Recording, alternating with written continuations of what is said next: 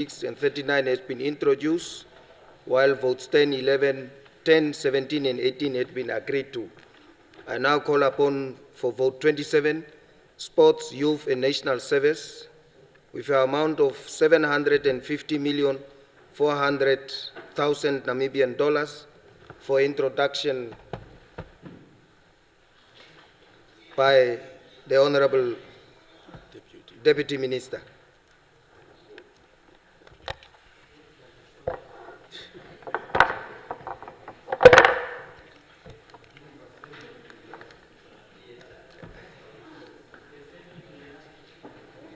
Honorable Chair, before my time, we handed out papers, but the desk officers are still busy.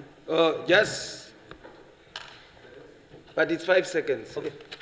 Honorable Chair of the Whole House Committee, honorable members, I rise before you today feeling both entrusted and greatly responsible as I motivate and seek approval from this August House for vote 27 for the financial year 26-27 on behalf of my minister, our minister, Honorable Dr. Sanet Steenkamp. Allow me to equally thank both the Minister of Finance and the Director General of the National Planning Commission for a well-crafted budget. Honorable Chairperson of the Whole House Committee, please permit me, before I deliver the motivation, to express my profound condolence to the family of my comrade, brother and dear friend, Honorable James Warikwa, and his dearest son. Honorable Warikwa is, in the last year that I properly got to know him, showed me a rare kind of leadership and camaraderie, which has been imprinted into this house and into me. May the soul of our dear brother and his son rest in eternal peace. Honorable Chair, honorable members, this budget must never be observed as a social cost, but rather a strategic national investment in the future of young people, where we focus on empowering our youth, strengthening sport development, and advancing inclusive socio-economic growth. Based on our 2023 national census, Namibia's youth under the age of 35 constitute 71.1% of our population and represent a powerful driver for economic growth and social transformation. However, this potential can only be realized through deliberate and sustained investment. Our young people are our greatest asset, and yet without targeted investment, this demographic dividend risks turning into a development challenge. Speaker, am I protected? Equally, sport. Yeah. It's very difficult to speak with the noise. Yes. Yeah. Yes. Innovation. Yeah. Okay. Equally, sport continues to play a critical role in nation building and employment creation. Sport is a unifier, it promotes discipline and healthy lifestyles, and above all, it promotes national pride.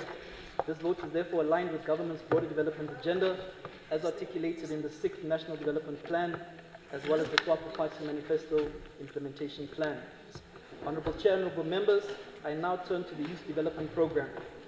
During the previous financial year, the Ministry recorded significant progress in youth empowerment across multiple thematic areas. A total of 353 youth successfully completed one-year skills training programs at Kakai, Ganachap, Beg Aukas, and Franz Dimbare youth skills training centers, while 119 youth completed semester-based training programs at multi-purpose youth resource centers in the following regions: Komas, Kunene, Omusati, Ohangwena, Karas, and Zambezi. In addition, 104 youth from all 14 regions were trained in mushroom cultivation, with 6 regions receiving startup materials to operationalize their projects. Youth agriculture cooperatives across the 14 regions have been successfully established.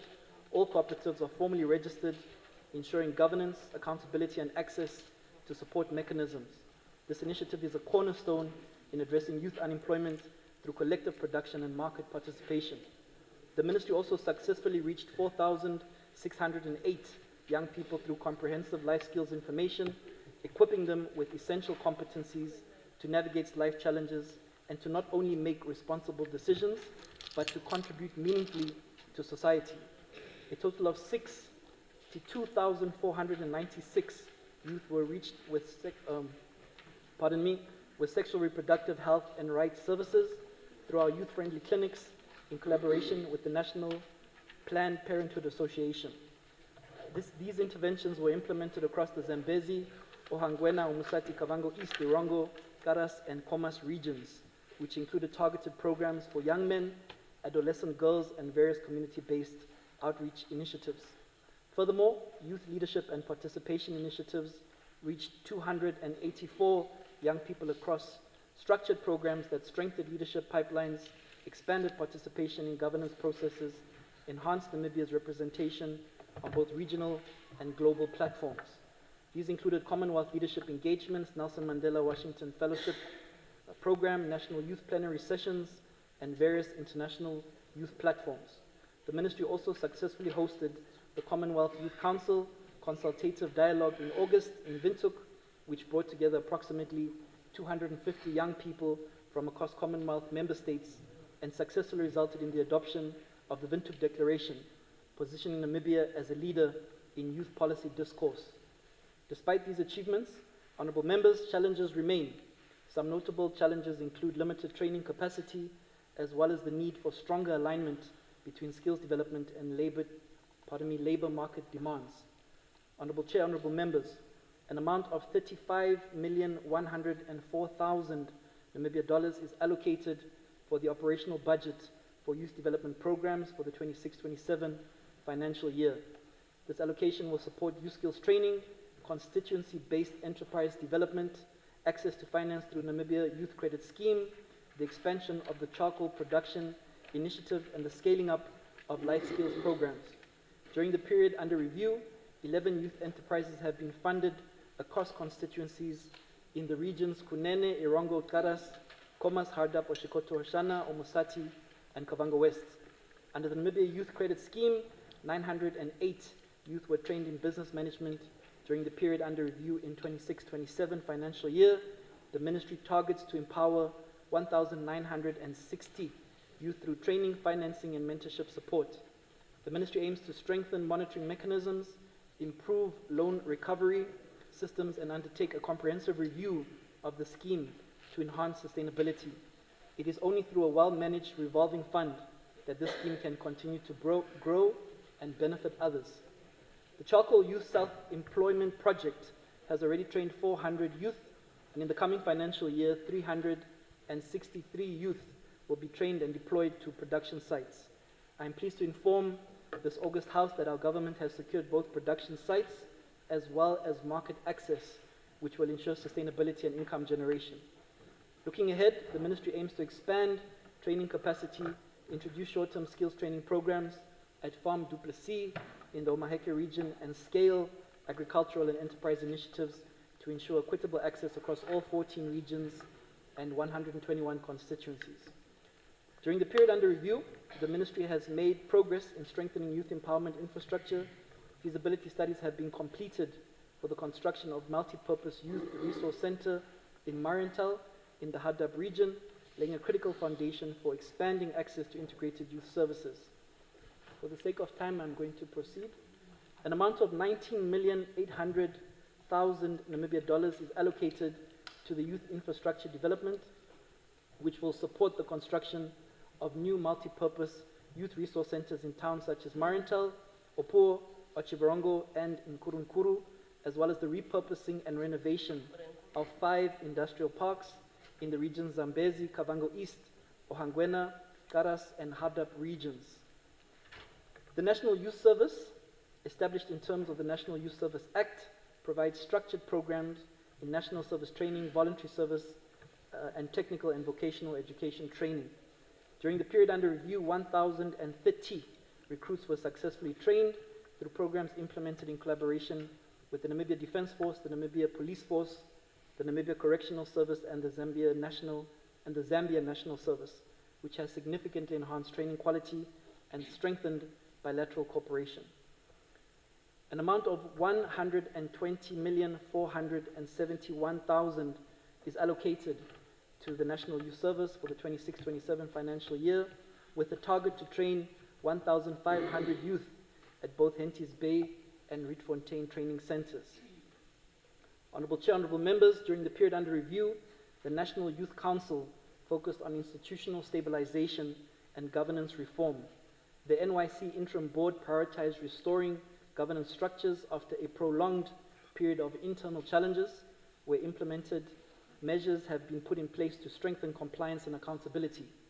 The Council also implemented programs under thematic areas such as skills development, entrepreneurship, education, sport, culture, and community engagement, which was far-reaching for young people across various constituencies. An amount of 25,376,000 is allocated to the National Youth Council in the 26-27 financial year. The Ministry will support the convening of a credible and inclusive General Assembly to establish a democratically recognized leadership and restore institutional legitimacy. I now turn to the Sport Development Program. Namibia hosted the African Union Sports Council Region 5 Youth Games in 2025 and finished second on the medal table out of 10 participating countries. Namibia also successfully hosted the ICC Under-19 Cricket World Cup and prepared to co-host the ICC Cricket World Cup in 2027. The junior hockey teams, both men and women, qualified for the World Cup, while athletes have excelled in regional and international competitions, including achievements in parasport, as well as the Brave Gladiators, who won the COSAFA Women's Championship. However, the sector continues to face challenges, including high infrastructure development costs, limited technical expertise, land constraints, and high costs of transportation, but to list a few. The Ministry has budgeted $5 million Namibia for standing sport development programs across all 14 regions. These programs focus on mass participation and provide opportunities for communities to engage in sport activities tailored to their needs. In the 26-27 financial year, an amount of $3 million Namibia has been allocated for Namibia to participate in the AUSC Region 5 Games, which will be taking place in Mozambique. Government has further allocated $2 million Namibia for the Namibia Annual Sports Awards, which will recognize and celebrate excellence in sport and serve as a gateway to regional recognition. $1 million Namibia has been allocated for the procurement of sport equipment. An amount of $2,500,000 is allocated toward the professionalization of sport. We have allocated $2 million Namibia to assist with the development of the Sport Development Index, aimed to measure the contribution of sport to national development and support decision-making from evidence and data-based research. Further allocations include $4,300,000 for the Namibia Rugby Union, $1,500,000 for the Namibia Hockey Union, $1,500,000 for various bilateral agreements, $6 million Namibia for the Namibia School Sport Union, $2,909,500 Namibia is allocated to the Namibia National Paralympic Committee, $2,909,500 Namibia is allocated to the Namibia National Olympic Committee. The Namibia Sport Commission, which has the responsibility and mandate to ensure that federations are performing as per the constitutions and the Namibia Sport Act, will receive $9,103,000. I beg your pardon, $9,131,000 Namibia. Sport integrity remains a key priority when an amount of $2 million Namibia is allocated towards anti-doping programs and the establishment of a national anti-doping organization. In addition, $3 million Namibia is allocated to the Namibia Boxing Control Board to strengthen regulatory oversight. Honorable Chairperson, honorable members, the Ministry has indicated the allocation of funds to certain federations. However, due to the growing number of registered federations, we remain with the challenge that not all are funded by government. It remains our intention that each of the 61 registered sport federations should receive an allocation of resource, while we continue to best see how to financially assist all sport federations. Honorable Chair, honorable members, government has made progress in advancing sport infrastructure development. The Ministry has identified sites for the construction of basic sport facilities in all 121 constituencies. For the 25-26 financial year, 28 sites were prioritized for construction, and site verifications were conducted jointly by our ministry. To support implementation, an amount of $140 million was allocated and transferred to 14 ring-fenced and dedicated bank accounts in line with the directive of Her Excellency, our President, to construct 2 basic sport facilities per region per annum. For the 26-27 financial year, a total of 140 million has been allocated under the development budget for the development of an additional 28 basic sport facilities in all 14 regions. We shall engage regional education directors to prioritize existing sport facilities on school premises. For the 26-27 financial year, an amount of 60 million Namibia dollars has been allocated for the upgrading of the Independence Stadium. The freezing documents have been approved by both MESAC and the Ministry of Works and Transport. We are preparing to consult Cabinet to best find a suitable and economically viable solution to the financing of the CAF and World Athletics compliant National Stadium.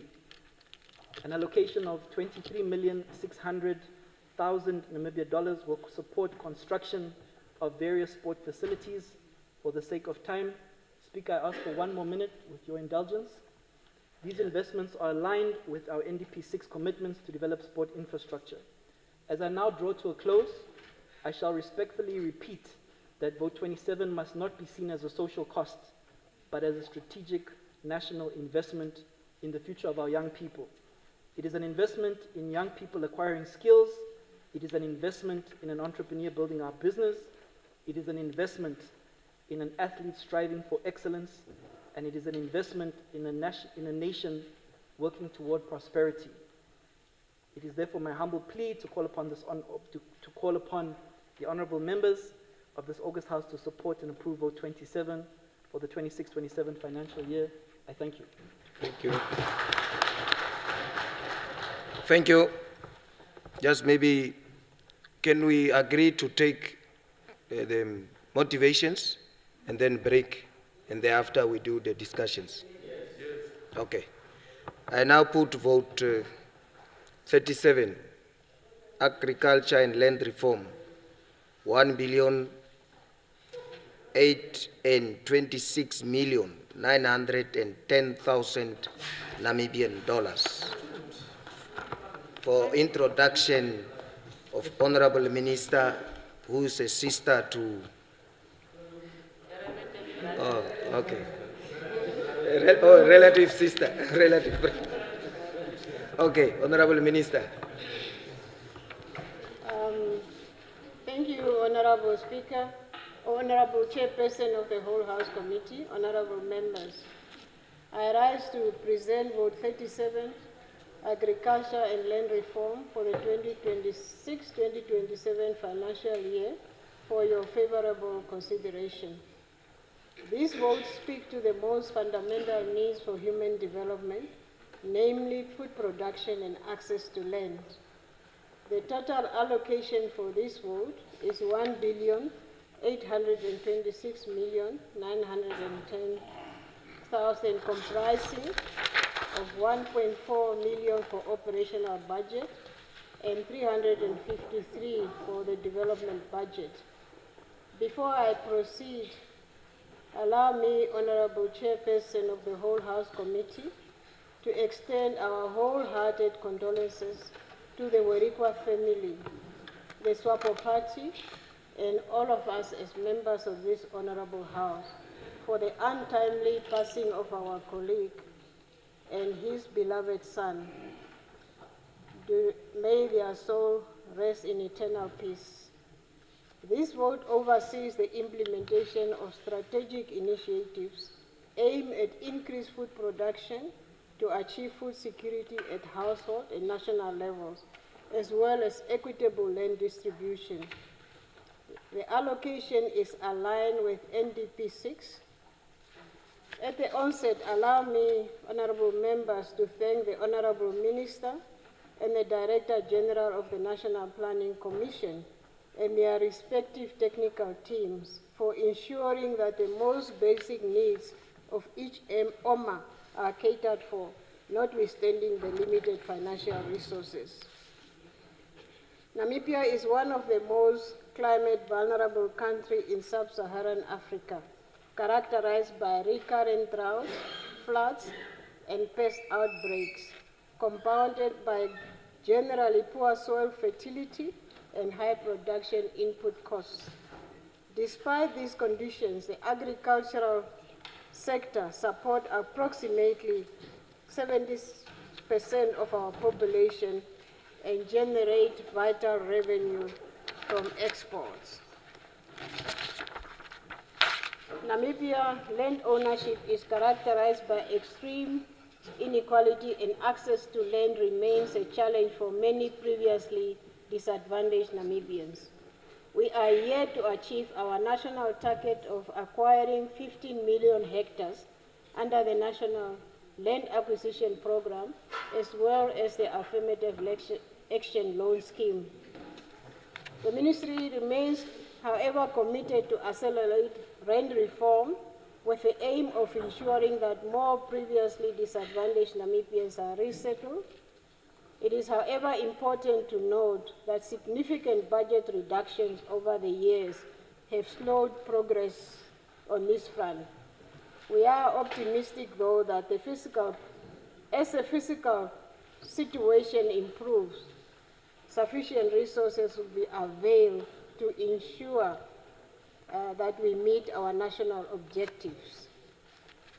We are mindful that these noble objectives cannot be achieved without continued public and private sector investment in agricultural infrastructure, which is essential to enhance production, improve productivity, and contribute towards inclusive growth. These collaborative and streamlined efforts will usher in more prosperous and a food-secure Namibia.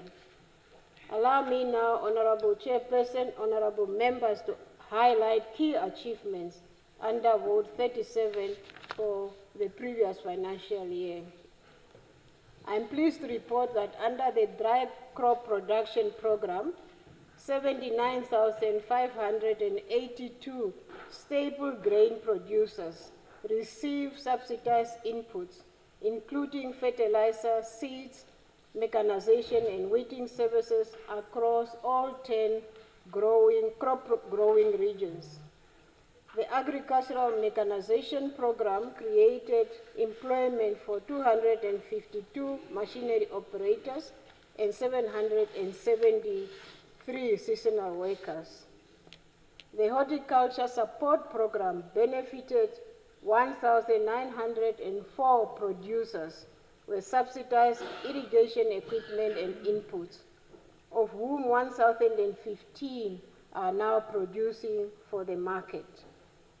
The poultry and daily value chain programs each received 5 million and benefited 529 and 101 farmers respectively.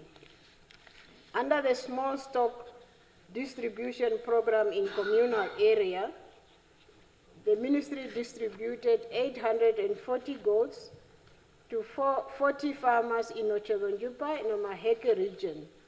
Furthermore, through a public-private partnership, 1,008 goats were distributed to 800 farmers in Erongo region. In addition, 38 conservation agriculture demonstration plots were established across the country, with 5,913 farmers trained on climate-smart agricultural practices. Since the ministry assumed direct operational oversight in 2022, the Green Scheme recorded a 45% increase in total output from 10,530 metric tons to 16,740 metric tons. Maize production rose by 82%. This result demonstrates both the potential and the fragility of our production base and reinforces the agency of sustained public investment. Under the Livestock and Animal Health Program, the livestock value chain stands as Namibia's largest agricultural employer, sustaining the livelihood of approximately 70% of our population. In this regard, over 319,000 cattle were vaccinated against FMD and 800,000 against CBPP, north of the veterinary cordon fence, safeguarding both animal health and access to export markets. In 2025, Namibia exported 59,224 cattle on the hoof, a reduction of 33% from the export of 177,667 cattle in 2024. To remain on this trajectory, the Ministry, in collaboration with the National Planning, with funding from the EU, is constructing the largest feedlot in the country at a Tunda irrigation scheme at a total cost of 78.9 million to support the livestock value chain in the northern communal areas. We acknowledge that more needs to be done to develop upstream livestock value chain countrywide, and we are working towards facilitating the establishment of more feedlots. The Ministry, through MIDCO, has operationalized the Enana Abattoir as well as the Ogwendiva meat processing plant. During the period under review, a number of cattle, 1,836, were slaughtered at Enana Abattoir. The Ogwendiva plant has commenced production of various meat products, while the Otapi Abattoir has been renovated and is now ready for operation this financial year. The land reform program addresses land acquisition for resettlement of previously disadvantaged Namibians. Her Excellency, during her SONA, gave you the statistic of our achievements for last year. I just want to highlight one historic achievement, that for the financial year, a historic 11 farms totaling 46,343 hectares were acquired for generational farm workers and landless Namibians grazing their livestock in corridors. In addition, 2 more farms were acquired for the resettlement of Botswana of Namibian descent. Botswana of Namibian descent, those who are returning from Botswana, not the rest. In addition, additional land was acquired around the Nekata Dam for the development of irrigation schemes. Honorable Chairperson, honorable members, let me now move on to the achievements for the allocation for 2026-2027 financial year. This vote is allocated 1,826.9 million, which represents a 26 reduction from the previous financial year, affecting the Ministry's ability to deliver on its priority areas of food security and land acquisition. Notwithstanding, agriculture extension services have been allocated 253.1 million to continue in scaling up our support program, which I have highlighted earlier. The agricultural engineering services and green schemes have been allocated 153.9 million, which will include the funding of additional irrigable hectares within our existing green schemes and the studies for the design and the layout of the irrigation scheme for the 19,000 hectares of land around the Nekata Dam. The Ministry, through the ECB and NORAD, is also conducting a techno-financial feasibility study for power usage at our green scheme with a view to consider more feasible power supply options for our green schemes. In addition, honorable members, honorable chairperson, 127.1 million has been allocated to our agricultural research, development and training institutions. In this regard, renovations are ongoing at Sumis, Arid Zone Agricultural Center, as well as the Mashare Agricultural Development Institute, to meet the NQA requirements to formalize vocational education in crop production and animal husbandry. The veterinary services and livestock development has been allocated 355.8 million Namibian dollars. This will be used to monitor and prevent the spread of transboundary animal diseases through continued vaccination of cattle in affected area, as well as the construction of the new FMD zone in the southern part of our country. Land reform has been allocated 273.6 million to continue with land acquisition, while land management program will receive 1.6 million for continuation of the program. The policy coordination and support program is allocated 537 million Namibian dollars. The allocation under Vote 37, honorable members, represent our commitment to ensure food security, food production, equitable distribution, and productive utilization of our land. As I conclude, honorable chairperson, honorable members, I wish to assure this august House that the government remains fully committed to agricultural development as promised in the SWAPO Party manifesto. The progress outlined today reflects our unwavering commitment to strengthen Namibia's agri-food system. I therefore place before you, honorable members, Vote 37 of the Ministry of Agriculture, Fishery, Water and Land Reform of $1,826,910,000 for your favorable consideration and approval to enable the ministry to carry its mandate. Thank you for your kind attention. Right on the dot. Right on the dot. Okay.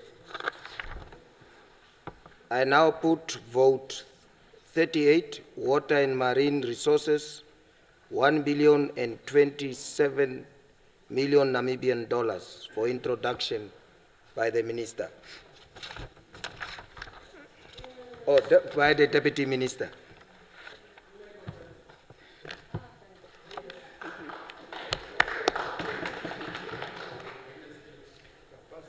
Capacity.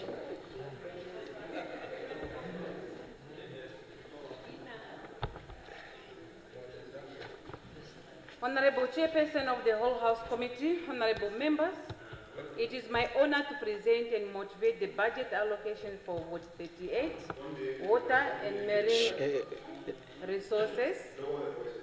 Okay.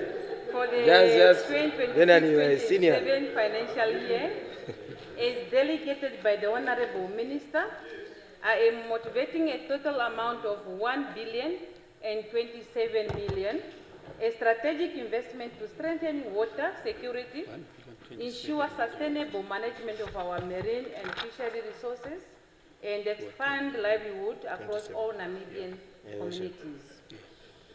Water and fishery are the lifeblood of our people and foundation of Namibia's long-term resilience. Water sustains households, fuels agriculture, underpin mining and industry, and protect public health. Fishery and marine resources provide nutrition, employment, income, and vital foreign exchange earnings.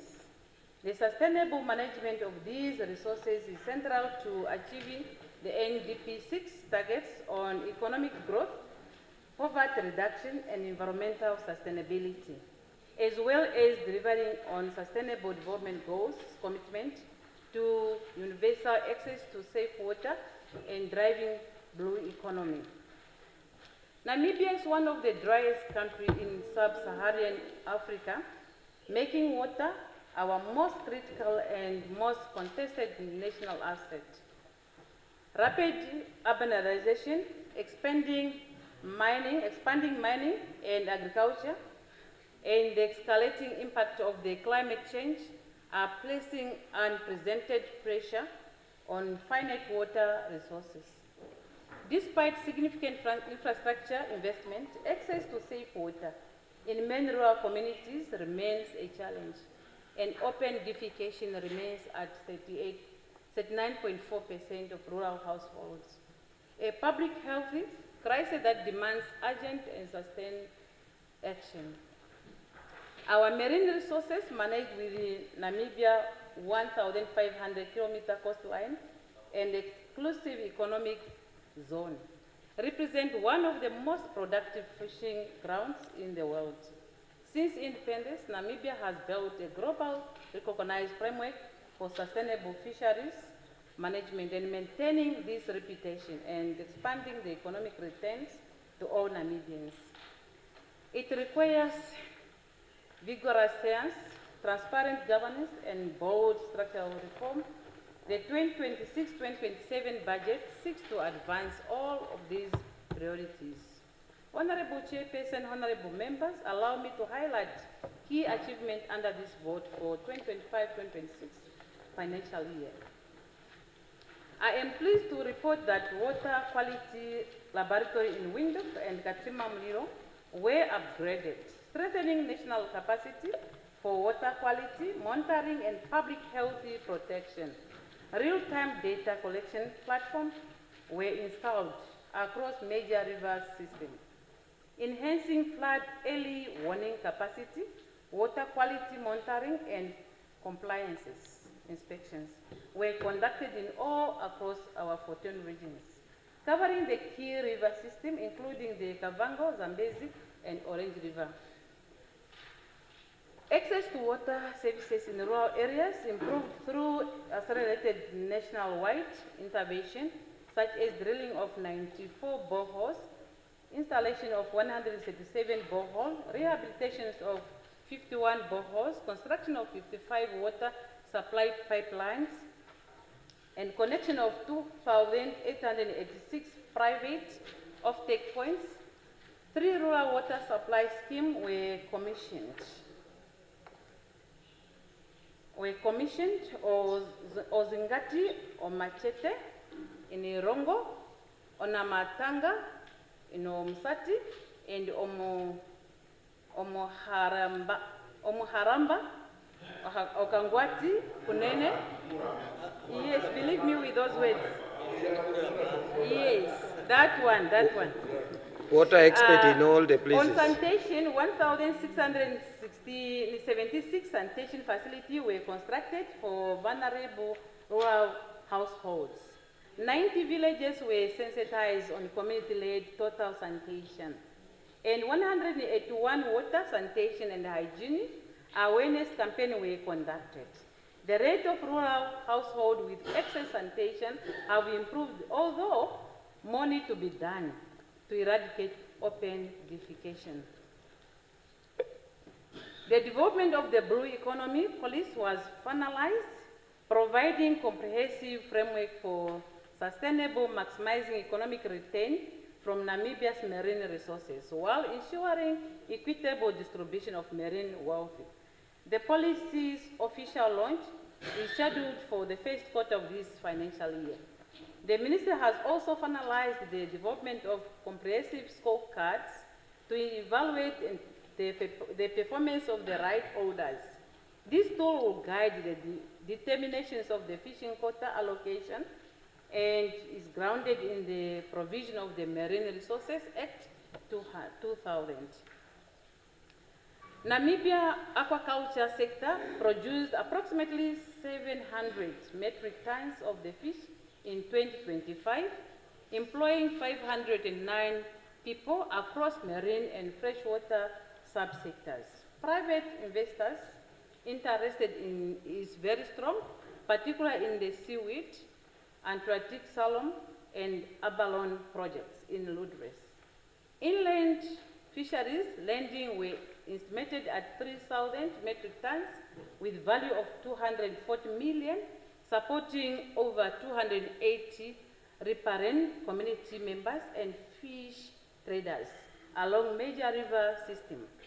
For 5 community fishery reserves were submitted for gazetting in Zambezi and Kavango region to strengthen sustainable management by the community. Budget allocation and key program 2026-2027. The total allocation for the vote 38 for this financial year amount to 1,027 million, while 650 million is for water and 376 million is for fisheries, which represent a reduction of 12% year on year. This allocation will be invested across 6 strategic program areas, aligned directly in NDP 6 goals in water security, sustainable resources management, economic diversifications, and inclusive growth. Integrated water resources management is allocated 78 million. This allocation will fund groundwater assessment, modernization of hydrological monitoring infrastructure, and digitalization of water licensing system. The ministry will operationalize the water regulator of Namibia and water tribal, crucial institutions for the full implementation of the Water Resources Management Act 2013 and for ensuring equitable and efficient water use across all the sectors. The water pricing policy is also being finalized to promote affordable and sustainable water service delivery. Integrated bulk water infrastructure developed is allocated 355 million. This is the largest program under Vote 38, reflecting the government's unwavering commitment to water security for every Namibian. In addition to this, the investment from AFDB and KFW loans, implementations of the following transformative projects is at advanced stages. We are talking about the Oshakati water purification plant. Extension will double capacity, securing water supply across Oshana, Ohangwena, and Ochikoto regions. Rundu water treatment plant extension will be fully operational in September 2026, providing water to community within a 100-kilometer radius in both Kavangos. The Oshanja water purification plant and the Otapi replacement plant will together resolve long-distancing supply challenges in the western part of the region. The Omundangawilo, Omane, that one, the pipeline will bring relief to eastern Ohangwena and Oshikoto regions. A planned seawater desalination plant north of Swakopmund will enhance water security supply to coastal towns and industries. The construction of water supply scheme, Itapa, Okiholongo, rural water supply scheme, King Tauruma, Omteonime, Katima Ngoma rural water supply scheme, among others. Access to water, sanitation, and hygiene allocated 215 million for decentralized rural water supply. The ministry will drill 27 borehole, install 33 borehole, modernize 9 traditional wells, construct 8 small-scale desalination plants, build 18 new SDM across regions, rehabilitate and develop water infrastructure on resettlement farms.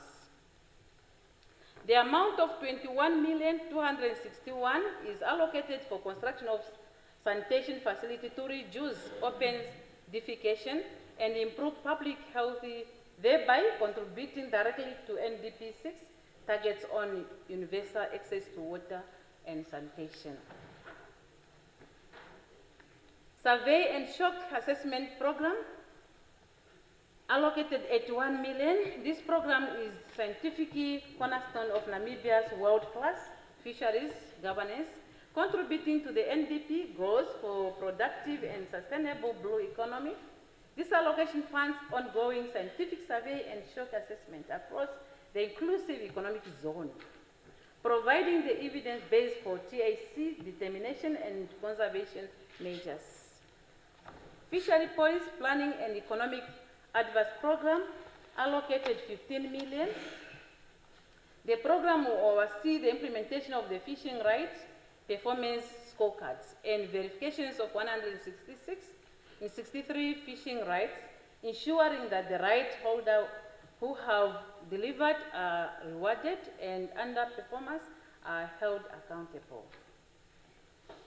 Promotion of aquaculture development and management of inland fisheries allocated 82 million.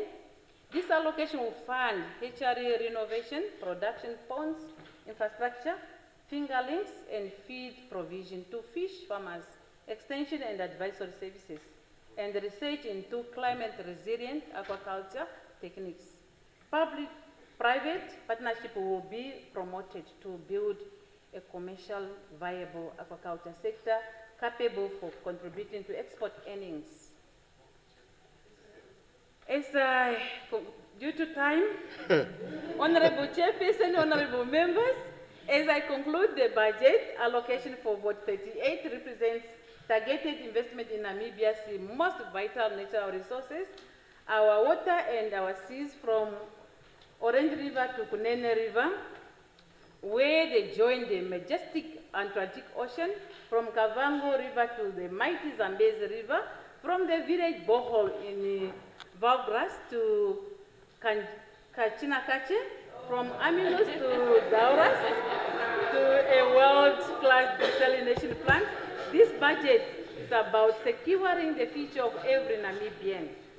The NDP seeks visions in Namibia where every citizen have access to safe water, where our fisheries sustain both economic, ecosystem, and livelihood, and where the blue economy generates wealth for all the allocations, for all people.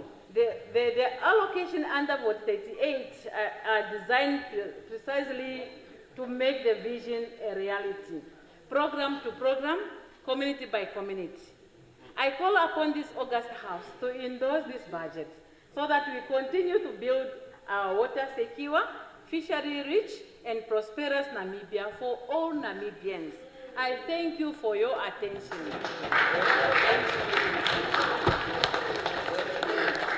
Okay, thank you. Thank you, honorable members. We will now break for 20 minutes, and from there we'll start punctual 10:30, 1 hour around, then we try where we catch up.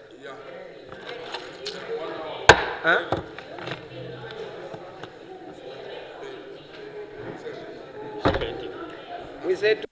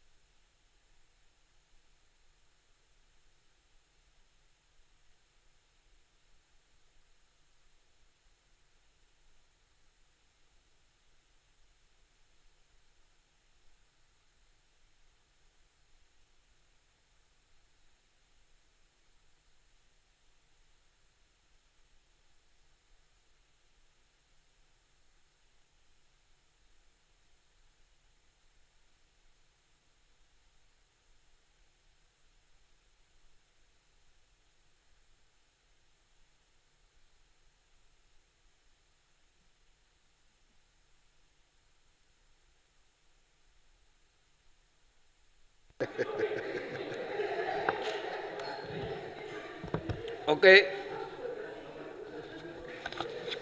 I now put vote 23 works for discussion. Honorable Jonas.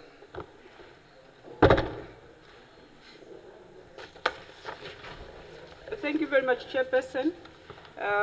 First, let me commend Honorable Minister Comrade Nekundi for his energetic visibility and decisive leadership since he assumed office, and as well as his hands-on approach strategy in restoring confidence in the construction sector that is central to infrastructure development and as well as employment creation.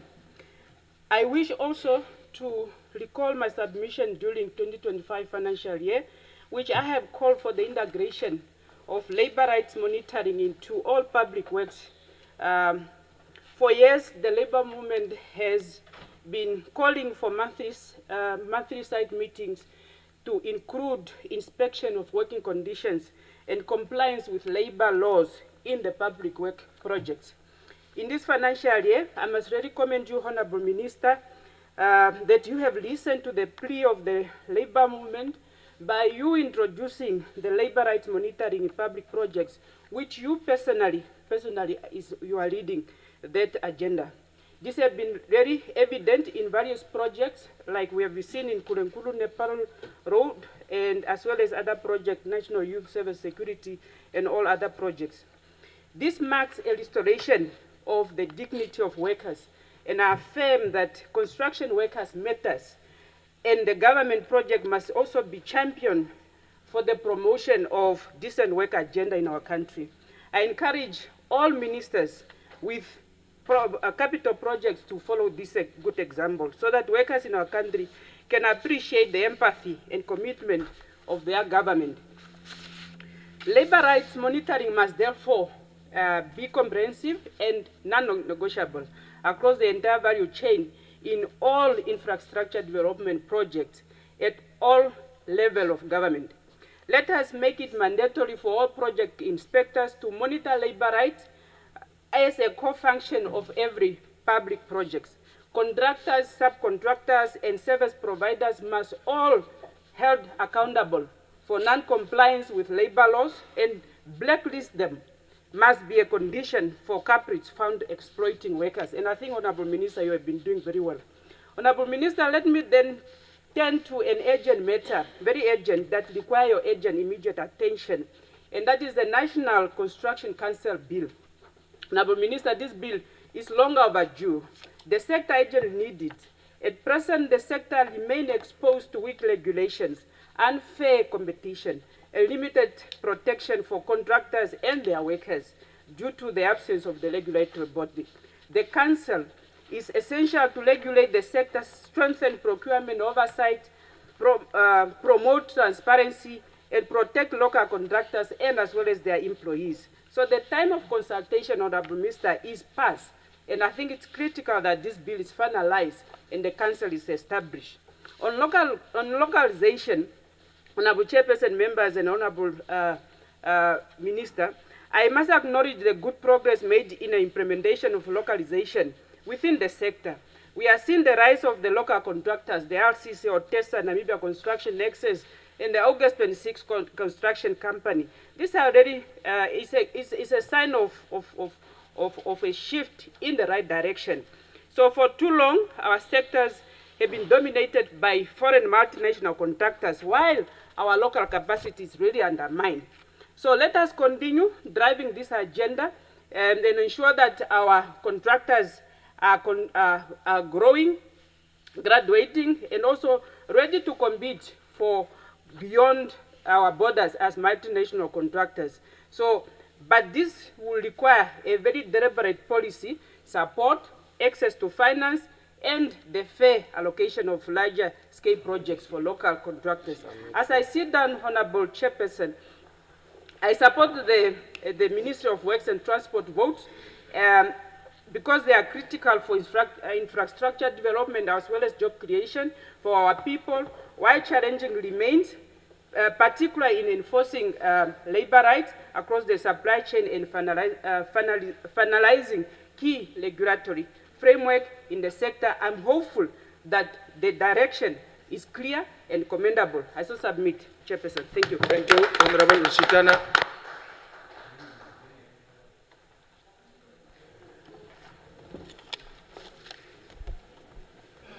Thank you. I just wanted to contribute. Honorable Nekundi,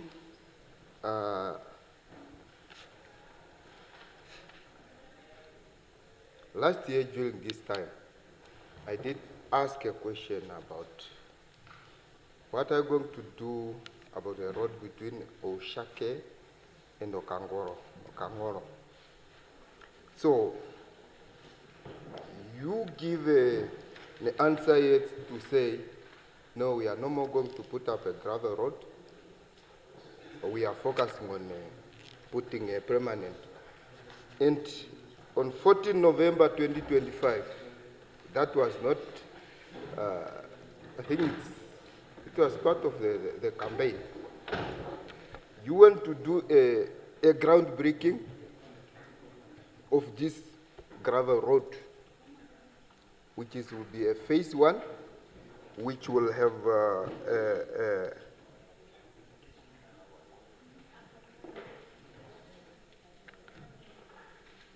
which is 57.9 kilometer, and you are promising to cover 5 kilometer in phase 1. And since your groundbreaking, nothing is happening there. Nothing is happening there. And this money was allocated, it was 26 million. It was given to the contractors. The tractors were there. And as we are speaking, nothing is happening there. Then on 18 December, you did, 18 December 2025, you did a groundbreaking of a continuation of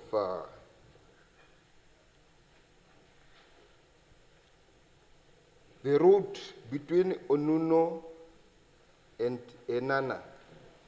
It was just around 30 kilo, which was allocated an amount of 390 million.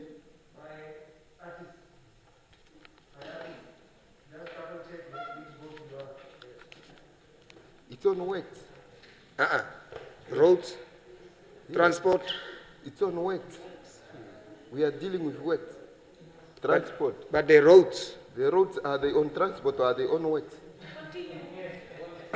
It's works. Yeah. Yeah. You are dealing with vote 24. Works is buildings. Yeah. 23. Yeah. No, it's fine. I'll get that. Thank you very much. Yeah. Okay. Honorable Ngari. Thank you very much, Chairperson of the All House Committee. I rise to contribute to this very important discussion on vote 23. Now, Honorable Minister, in 2020, there was an alienation process of government non-assigned houses that started. Property valuations were completed by the Ministry of Agriculture, and thereafter there was a directive issued to all owners to relinquish those assigned houses that they were unable to utilize into some pool that, and therefore to allow these houses to be allocated to staff members. Now, in your motivation, you make mention of the completion of maintenance of government buildings at a cost of 16.9 million. Does this include the non-assigned houses? 2, if not, what was the outcome of this process?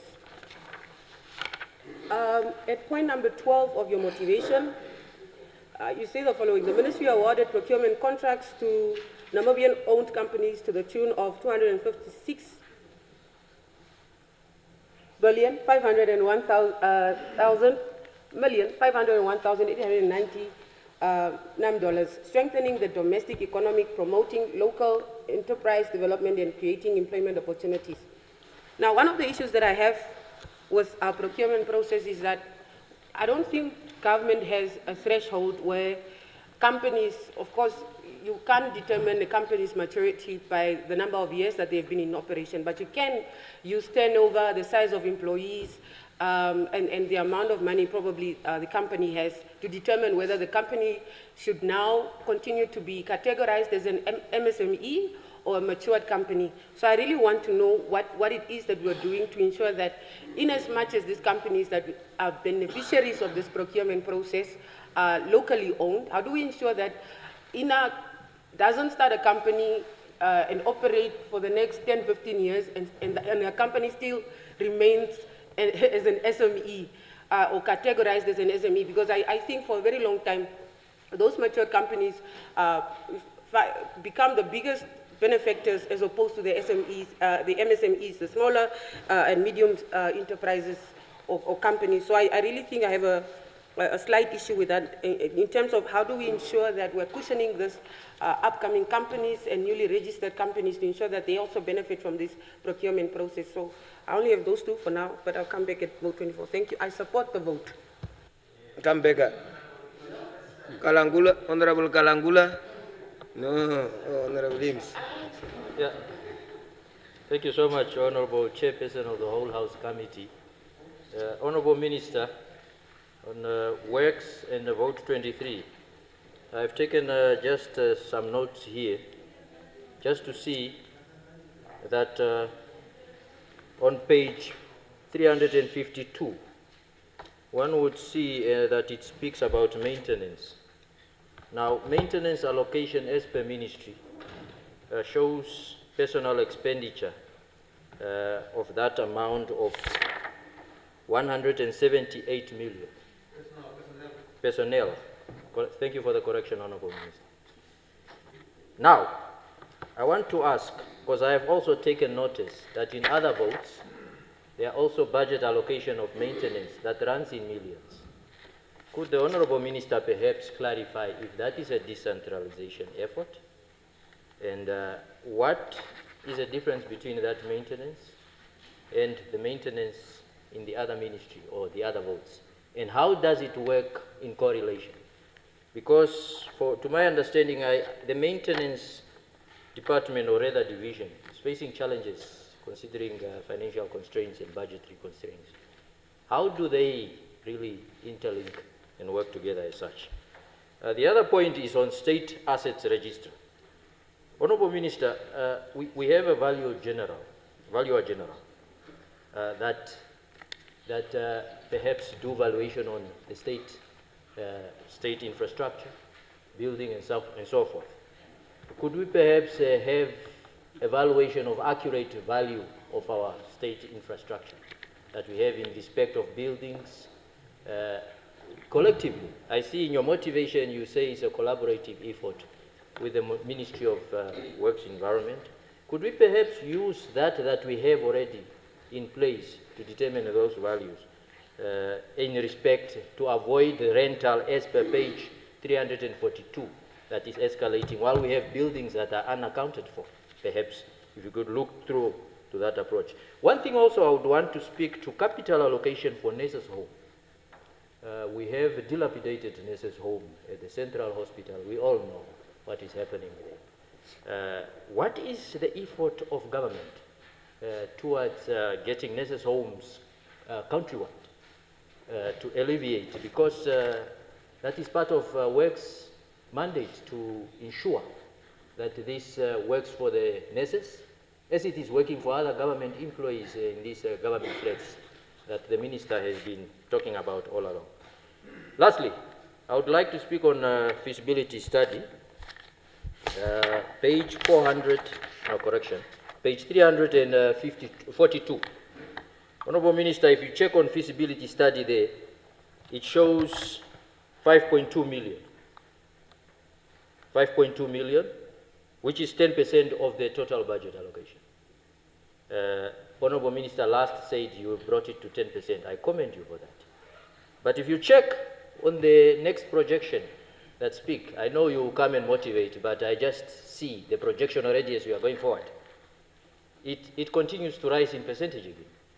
that speaks to the inconsistency of this feasibility study. Perhaps it's time we bring about a discussion on regulation of this feasibility study and how it appears, because it appears to be inconsistent.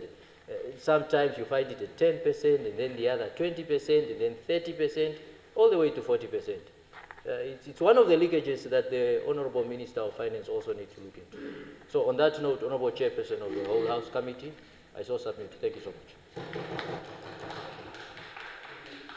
Honorable Lucato. Honorable Chairperson of the Whole House Committee, leaders of various political parties, members of Parliament, good morning and thank you very much for the platform. I am here to contribute to vote 23, which is under the Minister of Works, on behalf of the National Democratic Party, NDP, with the powers vested on me. I just want to say that I just want to thank my relative grandson, Honorable Zico Nekundi, for the good job you are doing. So you are definitely a very active Honorable Minister, and continue to do a good job for Namibian people. And I just want to say that vote 23, after I have observed and checked, the money allocated to this vote is not enough, because the maintenance of for structures, planning, and for the Namibian nation, it also rely on this respected ministry. And other things which I want to recommend is that the ministry should also make sure that houses, those who were taken through fraud, through theft, those properties, me and my relative, it's our duty to make sure that we allocate those premises, those who were forged, to return back to the state. So I have my duty to do so. In this moment, Honorable Chairperson of Whole House Committee, members, I got no doubt to support 100% this vote. I so submit. I thank you. Thank you, Honorable Mongo. Thank you, Honorable Chairperson of the Whole House Committee. Honorable Minister, the allocation for Program 3 is explicitly acknowledged as below the required level in your motivation, Honorable Minister. This clearly demonstrates that the government is failing to keep pace with the maintenance demands of its growing asset base, and it's effectively allowing infrastructures to deteriorate and depreciate over time. And this negatively also affects the value of government assets in the government asset register, raising risks of weak accountability and possible asset mismanagement. Yes. I want to find out from you, Honorable Minister, the total estimate maintenance backlog for government properties. Secondly and lastly, if funding is below required levels, how many government facilities will continue to deteriorate? Otherwise, I support the vote. Very good. Thank you very much, Honorable Fries. Thank you, Honorable Chairperson. I like the speed. It's not papers. Honorable Statements. Chairperson of the Whole House Committee, thank you very much for the opportunity. Allow me to focus on Program 2, Honorable Minister, which is the fixed asset management. It reveals a clear inefficiency in the management of state property, where government continues to allocate 30 million for private office rentals, despite already owning a significant portfolio of buildings. This situation points to misalignment between asset ownership and expenditure priorities, potentially leading to unnecessary and avoidable fiscal pressure on the national budget. I would therefore like to ask the Honourable Minister the following questions. Why does the government spend 30 million to rent office space for rental payments to private landlords while owning underutilized properties? And the last question, what progress has been made in optimizing the use of state-owned buildings? I support the vote, Honourable Minister, and I so submit. Honourable Thank you. Chairperson, thank you. Arriba Dine Bama. Kaya Gabe. I will not report you. I know it's your president. No, he's off. Oh, okay. Honorable Ngari, 24. Honorable April, 24.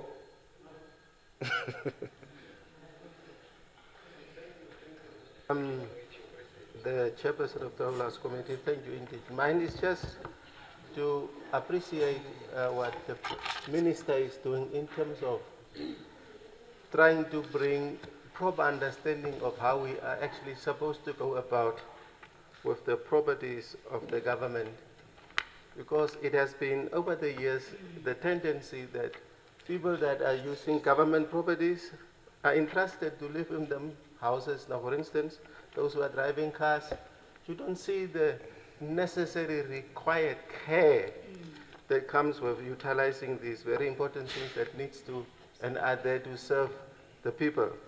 Therefore, what the minister is doing to try to get a proper usage, for the lack of a better word, for me is the good way to go. So therefore, Comrade Minister, I just want to implore, but also impress upon you that there's still a whole lot to be done. And I think the disconnect is between your offices in Windhoek, the headquarters, and the regional offices. I think that time in between when you send a directive for a particular matter to be implemented in some way has got not so proper management or coordination. So please look at it so that when you send directives, and this is with direct reference to houses, and you are aware that I had a delegation with you 2 weeks ago in your office, so that what you direct from this side is implemented with speed on the other side, so that it does not seem like we are having two governments now, the one in the regions and the one in Windhoek. That's basically my contribution. But then also, it's about time that we introduce, just to ensure that there is proper care, that we introduce, let's call it, now and then inspections, especially at houses where our people are staying. That is, to me, very essential, so that we have property that also at the same time defines the dignity of our people that are serving us as a nation from those very properties. Thank you so much, my minister, and keep on doing your good job. Okay, thank you. I think the others are on vote 24, ne? Okay. You can leave it. Maybe we'll be back. I will give the minister now to respond on vote 23. Then we come now for 24.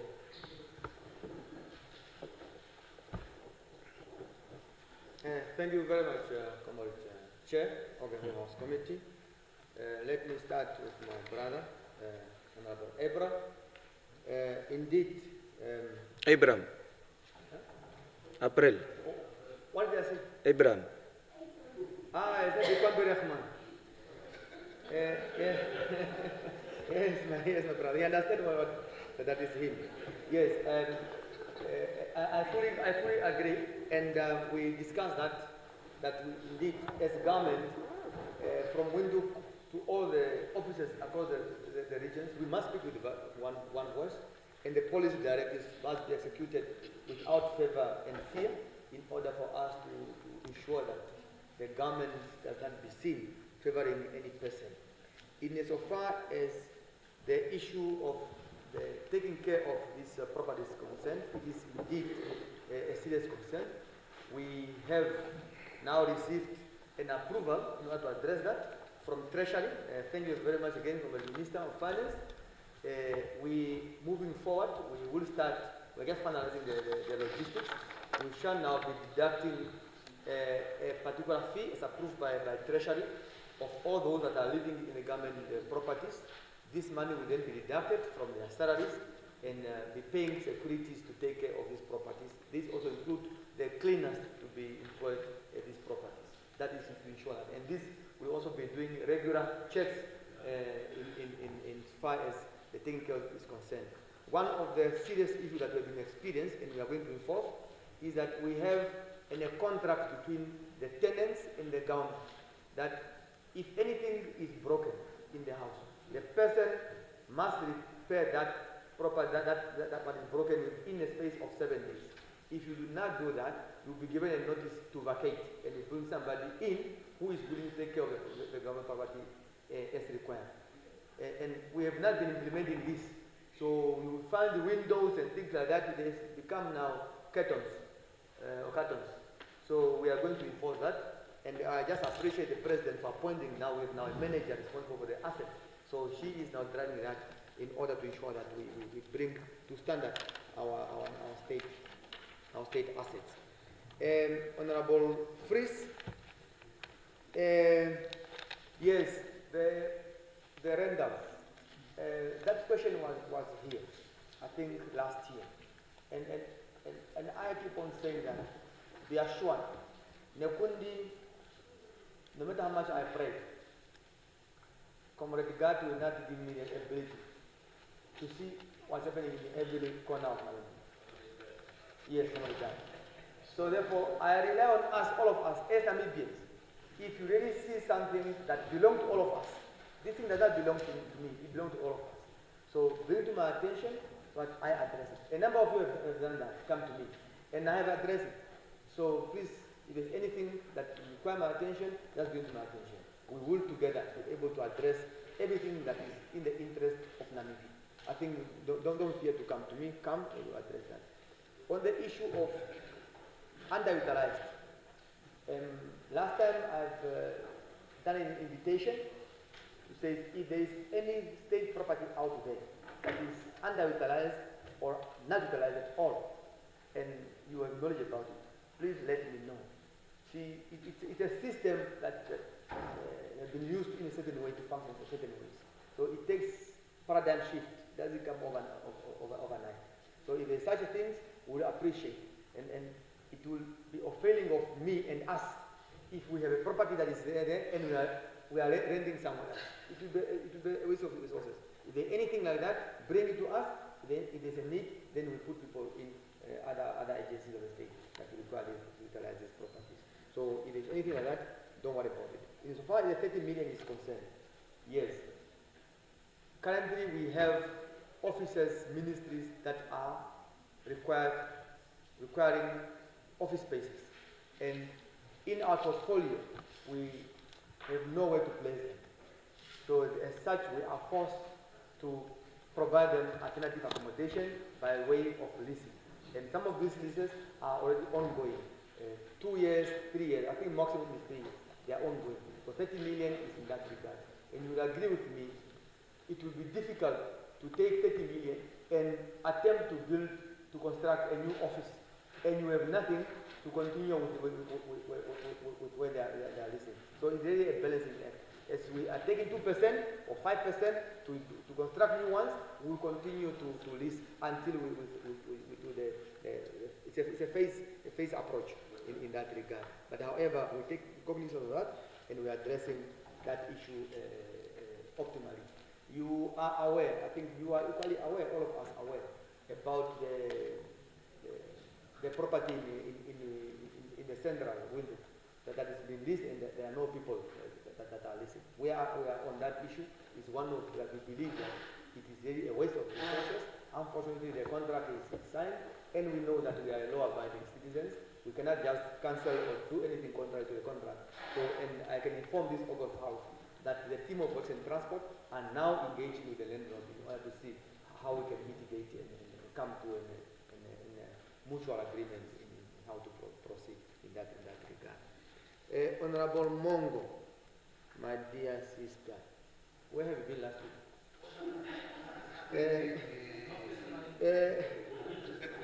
Yes, the backlog.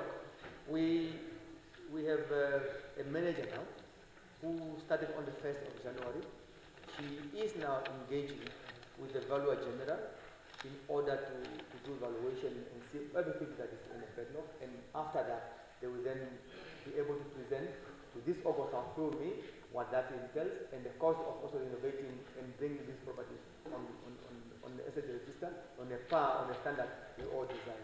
So she's on it with the team, and they were already staff in the ministry. They are now incorporated in this unit, working together with the valuer general under the Ministry of Agriculture. And I'm sure when we are done with that, we will come and report back to this August House in terms of the rules of Parliament, right together with the Constitution, that I must report back on these matters. But it's something that is very important for us to, as a collective. Me and you, there's no difference. We understand. State assets is ours. So when we are coming back, there is no compromise and there is nothing to hide away from that. We'll come back to you in that regard. Honorable Lucato. Yes. This was also in a question, I think last year, and we are saying if there is any information that there are assets that are stolen, we want to have that information so to address it. We have received some information about properties that to be perceived to have been stolen. Somebody, I think it's in Wenduk and Vances Bay. But when we went to the registrar, we observed that these houses, when you look at them, they look like the state properties.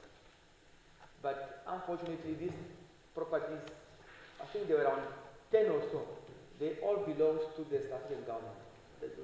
So at 1990, there were those assets that were retained by the South African government, and those were transferred to the Namibian government. So most of these properties that looks like that, I also saw the same thing. They were indeed, they are not ours, they belong to the South African government, and they are now under the administration of the embassy, South Africa in Namibia.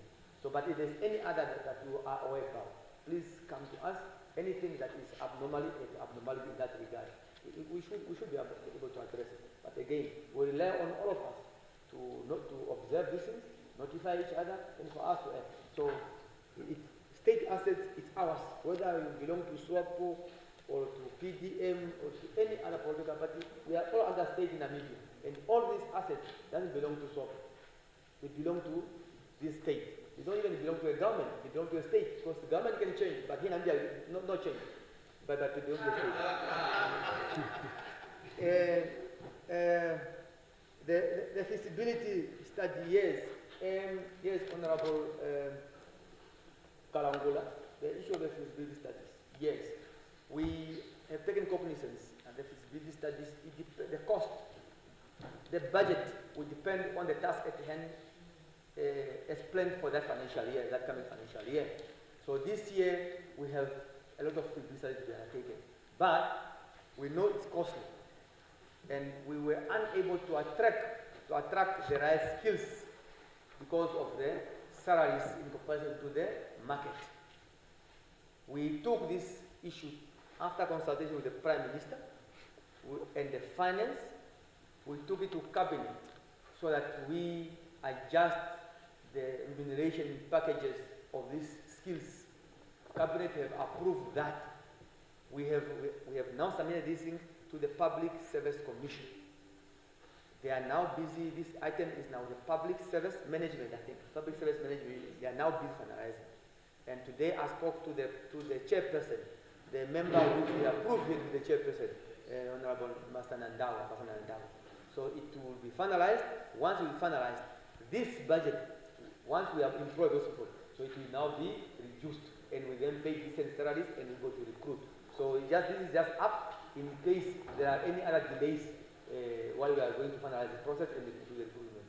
Once it will recruit, there will be a huge savings. We will then be able to veriment in terms of the rules of the treasury to undertake other programs of the state that are equally important to all of us.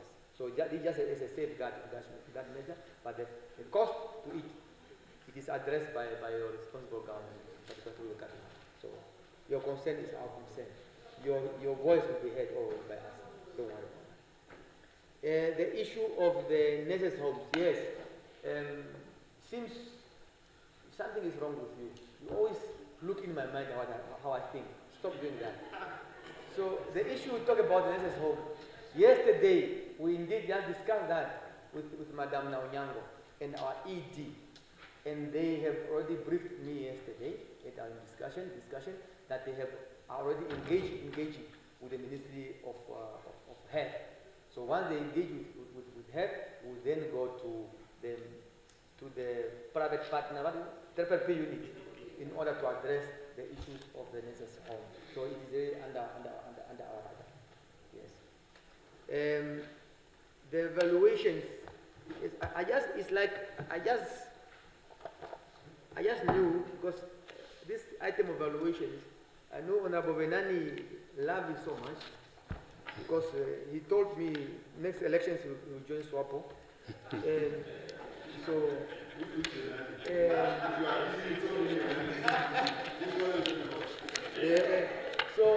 the latest we have done that, and we continue to do that.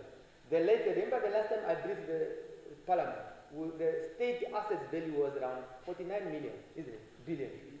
Billion. So the latest is also presented to Cabinet. It was presented to Cabinet in March. The latest, the state assets standing now at $174 billion. And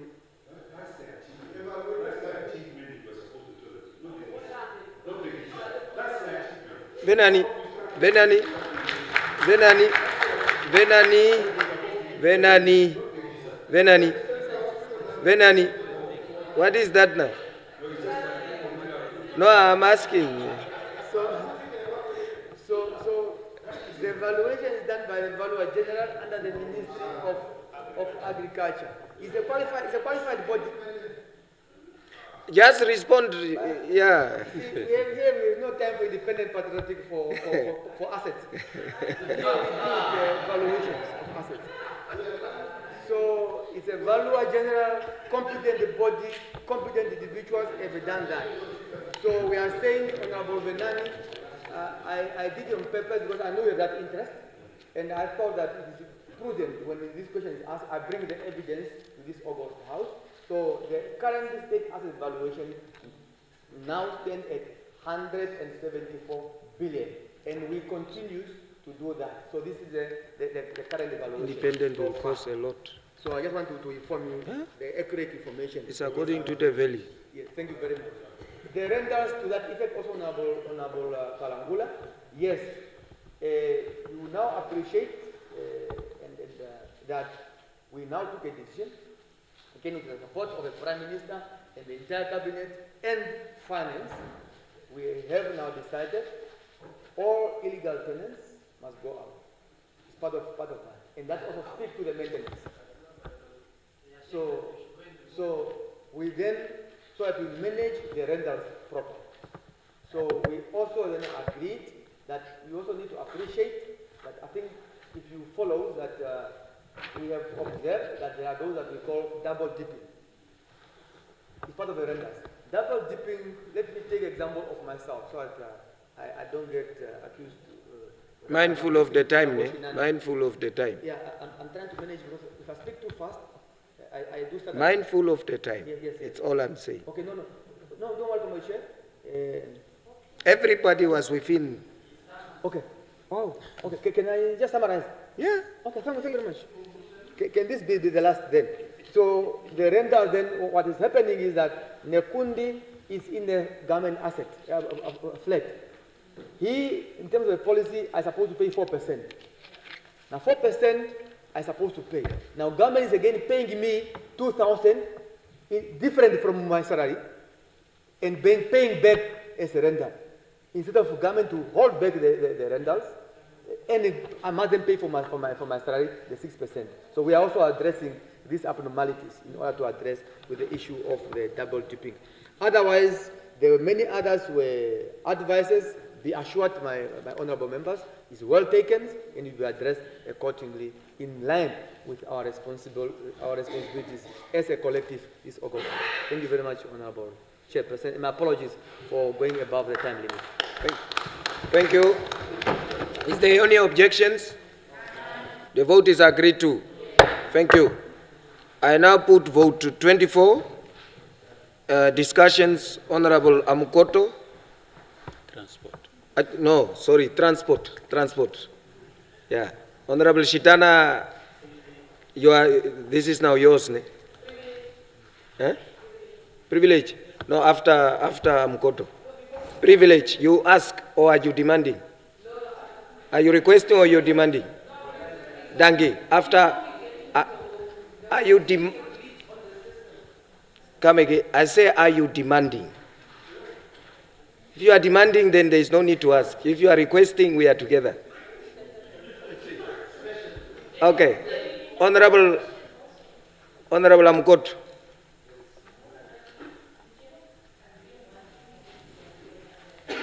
Yeah, thank you very much. We agreed on what?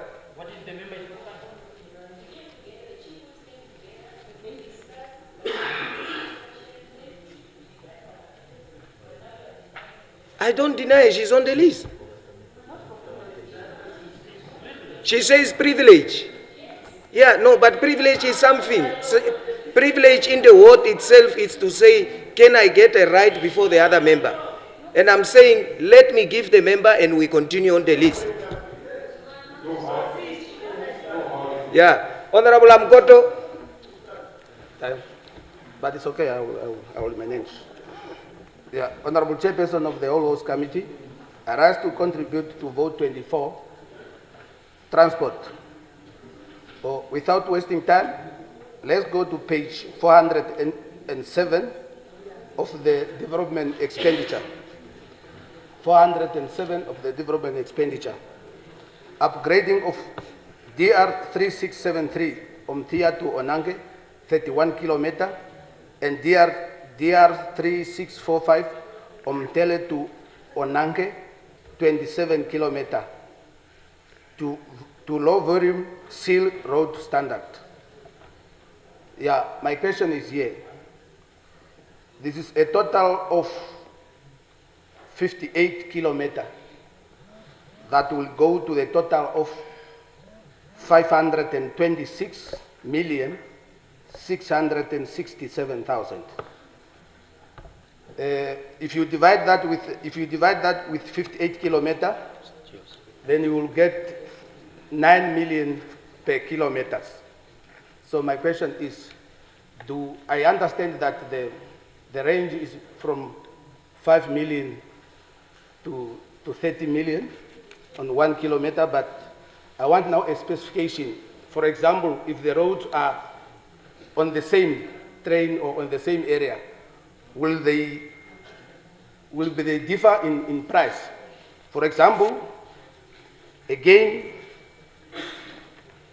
DR 3602 Ushake Okangoro upgrading to also to LVC standard, 55 kilometer. This one on completion will go up to 506,400,000. If you divide with 55 kilometer, you will get 9.2 million.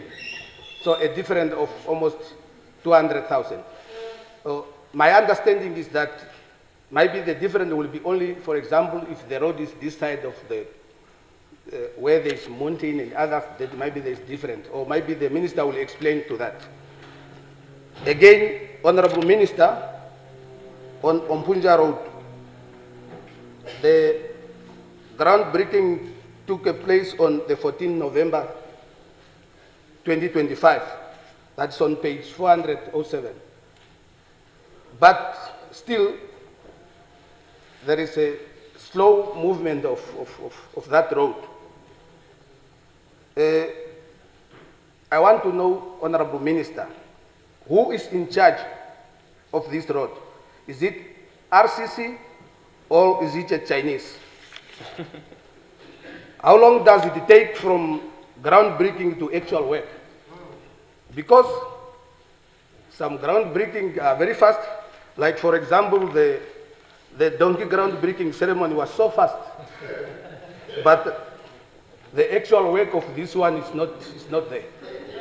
How long will it take from groundbreaking to actual work? I thank you. Donkey. Okay, let me hear now the concern, Honorable. Let me hear. Yes, Honorable Engari.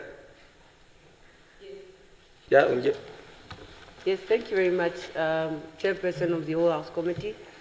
With all humility, you see the order of this list has completely changed since we had to switch off our mics because we're going to round 2, of which is vote 24.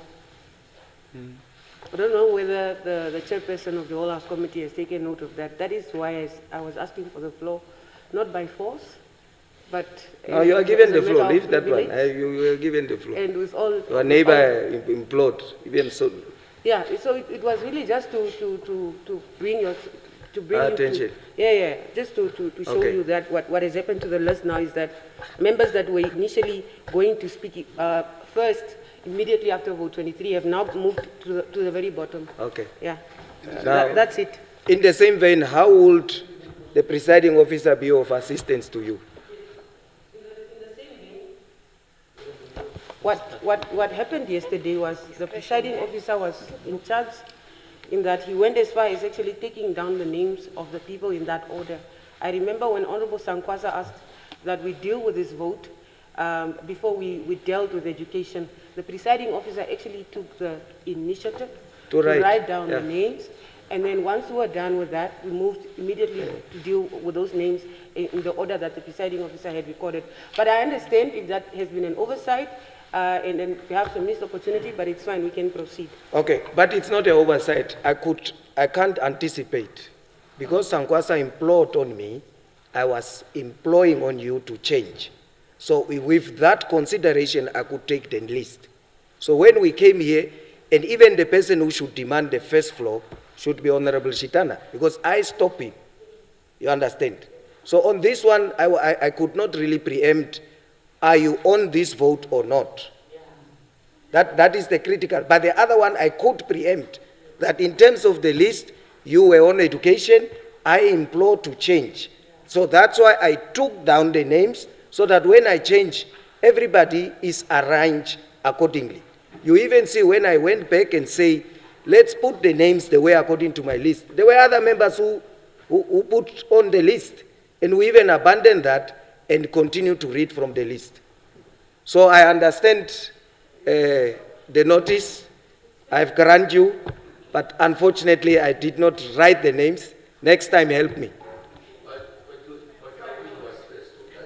Yeah. No, I will accord him. That's why I acknowledge, but he does not demand like you. So it's very fine. Honorable Ita. Come in. Thank you, Honorable Chairperson of the Whole House Committee. Honorable members, I rise in support of vote 24. Honorable Chairperson, Namibia continues to stand tall on the African continent as a country with some of the best road infrastructures. Our nation has consistently been ranked among the top performers in Africa. And this achievement is not by chance. It reflects deliberate policy choices, strategic investments, and effective oversight by the Ministry of Work and Transport. I therefore wish to commend and applaud the Honorable Minister of Transport and his team for this remarkable achievement. The maintenance and the expansion of our road network are not only some source of national pride, but also a critical enabler of economic growth, trade, and regional integration. However, while we are celebrating this milestone, we must equally confront a matter of national concern: the increasing number of road traffic accidents in Namibia. Many of these accidents result in vehicle catching fire, with victims tragically burned, and some beyond recognition. In many instances, the bystanders are present at accident scene, yet due to the absence of basic firefighting tools, they are left helpless. Instead of assisting some resort to recording videos, I think not out of indifference, but due to lack of means to intervene. This House must therefore ask itself, could some of these lives have been saved through immediate intervention? Currently, under the Road Traffic and Transport Act and its regulation, the requirement to carry fire extinguisher is limited to certain categories of vehicles, such as public transport. However, reality on the grounds call for a more responsive and inclusive approach. Honorable Chairperson, Honorable Minister, I therefore propose that the Minister of Work and Transport consider amending the Act and its regulation to make it compulsory for every private motor vehicle to carry a serviceable fire extinguisher. Such measure would empower ordinary citizens to respond effectively in emergency situations, reduce fatality and severe burns injury, and promote a culture of shared responsibility in road safety.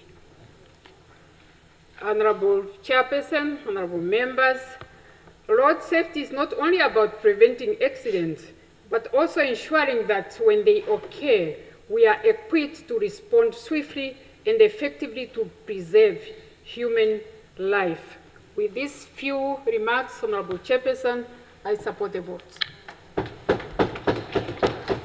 Thank you, Honorable Karupu. Thank you very much, Honorable Chairperson of the whole House Committee, honorable members. Let me also join my relative brother, Honorable Kato, by thanking Honorable Nekundi for doing a wonderful job. I have got no doubt that you will keep that standard, that Namibia remains top in Africa with good road infrastructure. I've got only two questions for clarity, Honorable Minister, on program number 1. That is the construction of new stabilized gravel roads and the rehabilitation of deteriorated roads. On the construction of new stabilized gravel roads, I've seen you have listed some roads that are going to attend to under this financial year. But I'm missing one road, which was groundbreaking ceremony was commissioned in 2024 by your predecessor. First it was referred to as Ndiona to Chumkwe, but now we're hearing Ndiona to Kwiba or Ndiona to Jarajara, but I'm not seeing it now on this list. I'm also not seeing it on this budget provision. I don't know whether it is funded by the road fund administration. I just wanted to know because you're busy constructing it. I know that you gave it to a local constructor who did not keep up with the good work, and you gave it now to the better constructor who is doing a good job, but it is not appearing here. I wanted to know whether it is funded by the road fund administration. The second one, you spoke about rehabilitating Rundu Divundu and Kongola Katima Mlilo. But we have observed that the piece from Grootfontein to Rundu and from Divundu to Kongola is in the same condition with the one that we are attending to. I just wanted to know how are you going to navigate that with these limited resources allocated to your ministry for this vote? Are you waiting for us maybe to demand more in the midterm review, or you are going to manage within the allocated funds? I just wanted to know because really there's a dire need to attend to that pieces that I'm referring to. With this, I support vote 24, and I thank you for the floor. Thank you, Honorable Itope.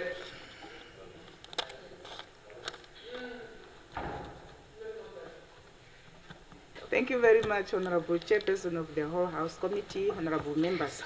I rise to read my support to vote 24, transport, as presented by Honorable Minister of Works and Transport, Honorable Veiko Nekundi. Honorable Chairperson, transport is a backbone of economic development. It connects people to opportunity, support trade, and drives growth across key sectors such as agriculture, tourism, and industry. This budget is therefore central to the advancement of our nation and the improvement of our people's livelihood. Honorable Member, the Ministry has made commendable progress in strengthening our transport system. The upgrading of railway infrastructure and key road network demonstrate a clear commitment to positioning Namibia as a regional logistic hub while reducing the cost of doing business. Major road development include the expansion of the Windhoek to Hosea Kutako International Airport Road, have improved mobility and enhanced access to critical economic center. Equally, investment is aviation safety and methodological service will strengthening air transport, disaster preparedness, and economic resources. Honorable Chairperson, the continued upgrading of road between bitumen standard and the development of rural access road will ensure inclusive development by connecting community to school, clinic, and market. However, Honorable Chairperson, I wish to make a strong and urgent appeal to the Honorable Minister. Honorable Minister, there is a critical need to prioritize the upgrading of our single Rospina Road from gravel road to tire standard. This corridor is vital for Namibian agricultural sector, particularly for production of grapes and tomatoes in the south. Honorable members, Honorable Chairperson of the whole House Committee, when export markets such as South Africa become restricted, our farmers are left vulnerable. In such situation, efficient transport infrastructure becomes essential to redirect produce to alternative market through our port. Upgrading this road will reduce transport time, minimize losses of perishable goods, lower cost, and improve access to export routes. It will also strengthen food security, create jobs, and support economic independence. Honorable Chairperson, Honorable Member of this August House, this is not just a regional concern, it is a national priority that seeks directly to the resilience of our agriculture sector. This budget reflects a strong commitment to infrastructure development, safety, and economic growth. It lies a solid foundation for a connected, competitive, and inclusive Namibia. Honorable Chairperson, this remark, and with a strong appeal, to the prioritization of Ausinger and Rospina Tire Road, I fully support vote 24, Department of Transport. Thank you. Honorable Kalangula. Yeah, thank you so much, Chairperson of the Whole House Committee. Vote 24, Transport. Honorable Minister, the vote received a total of 2.074 billion Namibian dollars. And out of that, 205 million goes to operations. And 1.78 billion Namibian dollars goes to development budget, which is quite commendable. As I have explained previously, that most were not building as such. But for transport, I commend this allocation. However, before I continue, I would like to draw your attention to 370, just for clarity. Under the sector there, it is written infrastructure, yes, and under the main division 05, it's written civil aviation air navigation system. I don't see how it correlates with the program maritime legislation administration. Perhaps you could also come and clarify on that. Now to continue, say? Yeah, well. Oh, to repeat. 370. Main division 05. Civil aviation air navigation system. The correlation between that and maritime legislative administration. If you could perhaps just clarify on that one. Now on the rail, the allocation was 46%. That speaks directly, that's 46%, and that speaks directly on the SADC plans. And of course, it needs to be carefully monitored that we reach our borders with our rails so we can get in touch with the others across the region. Now, on this matter, what particularly puzzled me was the external funding that we got of African Development Bank to upgrade Walvis Bay to Kransberg. Now that took place, and this project went over $1 billion. But yet again, we saw a derailment that takes place. Perhaps this speaks on quality over quantity, and quality of work, and speaks on lack of inspection, and of course, suggests otherwise. Honorable Minister, on the viability of the railway to Oshakati, I don't understand how we have a plan to meet SADC regionally to connect to our borders. But yet again, we put viability to that side. Perhaps could you explain how that came about and why we had to establish a station first before the railway comes? Because now we are paying for electricity and no one is there. And we are paying for all those expenses as acquired by that building. Perhaps if you could also explain on that one. Honorable Minister, on the road of R14, Walvis Bay to Maltahe, I've spoken about that last year also. How far are you with this? Is there any traction there?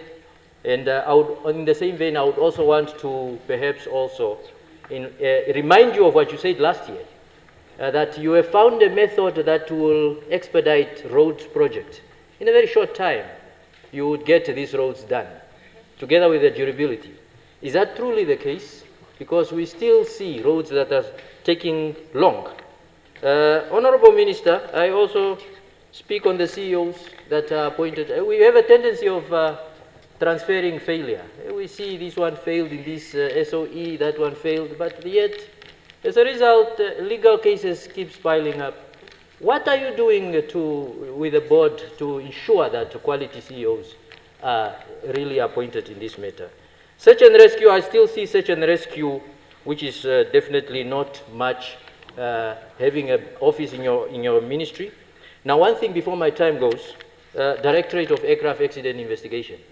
They do not have sufficient investigators. Matter of fact, the hangar is incomplete, but the allocation here is less than what they requested. Perhaps if the Honorable Minister can also highlight on that one, just to see how it can be helped, because we are moving into an intermodal where they can investigate everything, either road, rail, sea, and of course the air. That also needs a budget allocation. Well, I'm still waiting for your update on the airline, since it's sensitive at this matter. But perhaps you could also tell me, since it was not mentioned on Wednesday, maybe you could enlighten.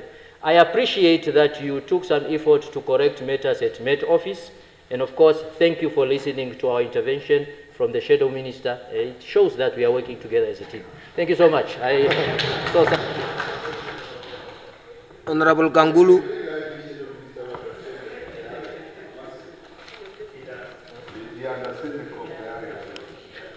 Thank you very much, Honorable Chairperson. My intervention is this particular vote goes to the road between Swakopmund, Hendisby, Owens, and Kamanyang. As per the Harambee Prosperity Plan, this road was supposed to be accomplished back in 2020 because supposed to be a 4 years duration.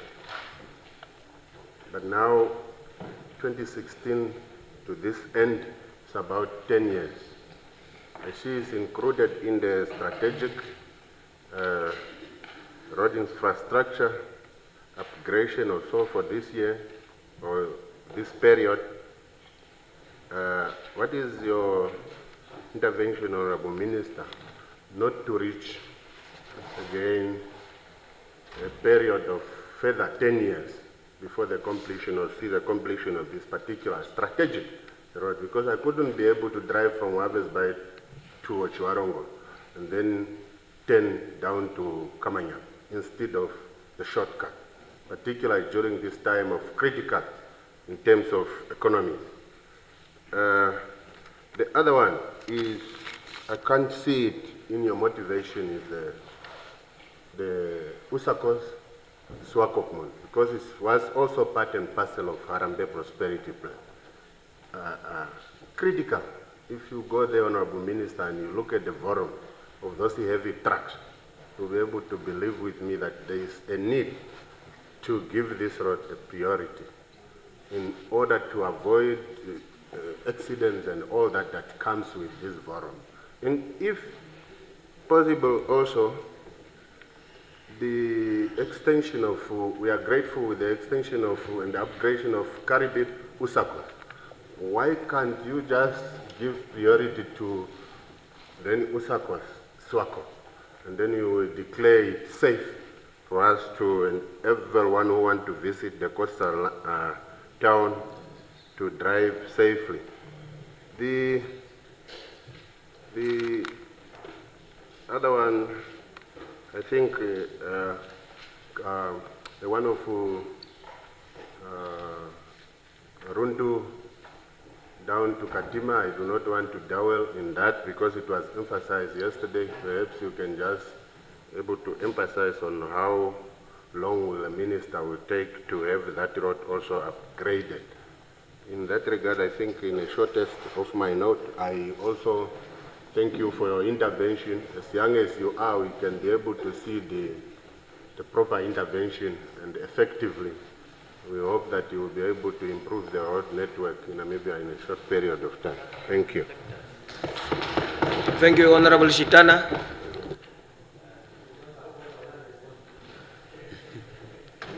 Thank you. I'm not going to repeat the first one that I mentioned about Okangoro. 1, 2, 3. Just on this one between Onuno and Enana, it's 40 kilometers, and the money which is allocated is 390 million. That gives you 750,000 per kilometer. Yeah. It says when the groundbreaking takes place, it says 390 million for that project. Now you do the calculations. It's 40 kilometers. Then you get how much? It's 900. So, what makes this to be that expensive? Okay, and the issue is, these projects are already handed over to the contractors. And in this book, they are not covered in any way for 3 years. It's not covered here. How are you going to, and as we are speaking, there is nothing is happening there. Are they complete? Or why are they not covered in this book? The last one is these things of transporting. We have Yango here. And I don't know if it's in your policies or how you are going to deal with it. These Yango people, they are overcharging the users of their services. Where, when it's the raining time, just from Central Katutula there to Katutula Hospital, they can charge you $100 of something. So how do we regulate? But the taxes are regulated these days, the price they must operate. But these guys, whenever they see, okay, this is the bedtime of people in need, they put up their own prices and nobody's handling such a situation. I think on that, Honorable Minister, you are good at that. Just that, do more investigation and find a proper way how to handle that situation of Yango to stop milking our people. I submit.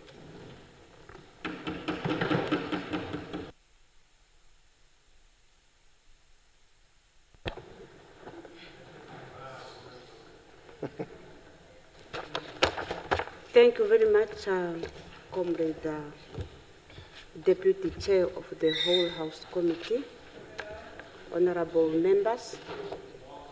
I stand before you this morning, I think it's still morning, with a heavy heart as we are still grieving the passing of our honorable member and his son. May his soul rest in eternal peace, and we must pick up where he left. Honorable Chairperson of the Whole House Committee, honorable members, I would like to make my contributions in full support of Vote 24 of Department of Transport as presented by the Honorable Minister of Works and Transport, Honorable Nekundi. Honorable members, Honorable Minister, I wish to thank the Minister of Finance for the appropriation and equally thank the Line Minister for the job well done. We must acknowledge the fact that Namibia is ranked as one of the countries of the best road infrastructures in Africa, often taking #1 top spot. This is commendable achievement, which we must all feel proud of, and Comrade Minister and your team, you must be congratulated. However, Honorable Minister, I would like to be historically here and factually correct, and therefore I have a paper in my hand. Whilst supporting this important vote, Comrade Minister, I wish to bring to your attention the issue of the D3616 Sandy Onesi Epalela Road, which is approximately 48 kilometers. Comrade Minister, historically speaking, the upgrading of the Sandy Onesi Epalela Road to low sill bitumen road has long been overdue. Requests for the upgrading of this road dates back 2 years after independence. to the tenure of late Comrade Nangolo Mkwilongo, that was in 1992 to 1998, to the tenure of Comrade Dr. Saki Kayone, 1998 to 2010, during my tenure as a governor, 2010 to 2015, during the tenure of Comrade Ergenus Enjala, 2015-2025, and now during the tenure of Comrade Emmanuel Shikongo, 2025 to date. In fact, over the years, at the times the project was budgeted for, Honorable Minister, but the budgeted funds for the construction of this road were moved and allocated to other road projects. It is not a new project, Honorable Minister, but a project that suffered unbearable neglect and abandonment. After 30 good years of requests, tangible progress was only realized in 2024 when construction was commenced for phase 1, which is 5 kilometers length, and phase 2, which is 4 kilometers, and subsequently abandoned nicely.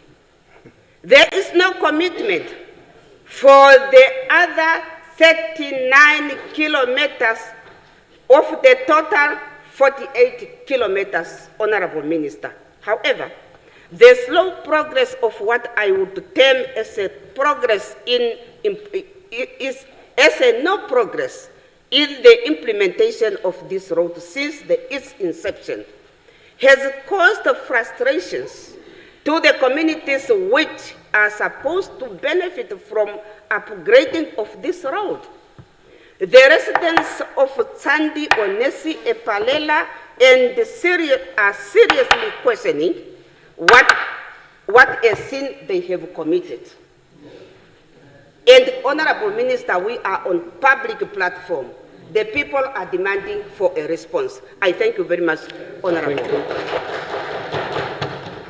Honorable Aikuk.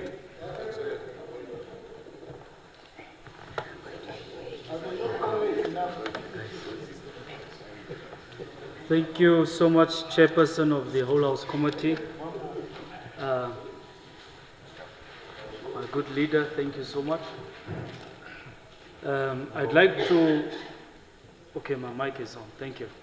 I'd like to commend all of the Namibian civil engineers, the Namibian, especially the young engineers, as well as the Namibian contractors, as well as every worker that works on Namibian road construction projects, for the excellent work they are doing in terms of taking up the ranking of our road infrastructure to a very, very high level in Africa. That is extremely commendable, including all of our colleagues at the Roads Authority. We really appreciate the work they are doing. Number one, I'll be very short. San Ferrar, Honorable Minister, we receive on a constant basis calls from young people in Batani. Now they say there's a project in Batani, and in this project, they are not getting opportunities as young people, whether it is in capacity as semi-skilled or unskilled laborers. Can we just look at that, Honorable Minister? Then I commend the Minister for the work the Roads Authority has done in terms of completing the detailed designs for the Beersheba-Tses Road. Main Road 98, very good. We really appreciate what you are doing. But what I'd like to commend, Minister, is that when we upgrade roads to, from gravel to low volume seals, that we perhaps also look at the geometric designs in terms of horizontal alignment so that the curves are checked for safety reasons. We want the public to be safe. Then, Minister, we have, under the Roads Authority, done excellent work in terms of labor-based construction projects. We did very well. We have employed a lot of unemployed Namibians on road construction projects. Let us not leave this Honorable Minister, because road construction projects, or road, in fact, the component of labor is approximately 40%. But once a project becomes a labor-based project, that component of the project value can get to about 60%. Looking at the unemployment figures, Minister, if we can look at just moving towards that model. There's a report prepared by the Roads Authority.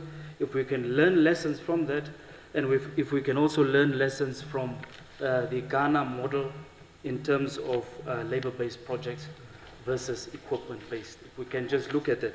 Then lastly, I hope I still have time, there's always hidden cost escalation in project construction, particularly road projects. If we can get our project management right, Honorable Minister, we can cut a lot of money in terms of project expenditure. If we can also look at low user-client capacity, you are starting to do that, and we appreciate that, by bringing in a lot of capable young people, some of which are colleagues of mine, into the sector. We see there's progress. Then the issue of late payments and how claims are handled in construction projects escalates the project values. If we can just get our attention on that matter, we can really save a lot of money for the citizens. That is my submission. Thank you very much, Honorable Kutie.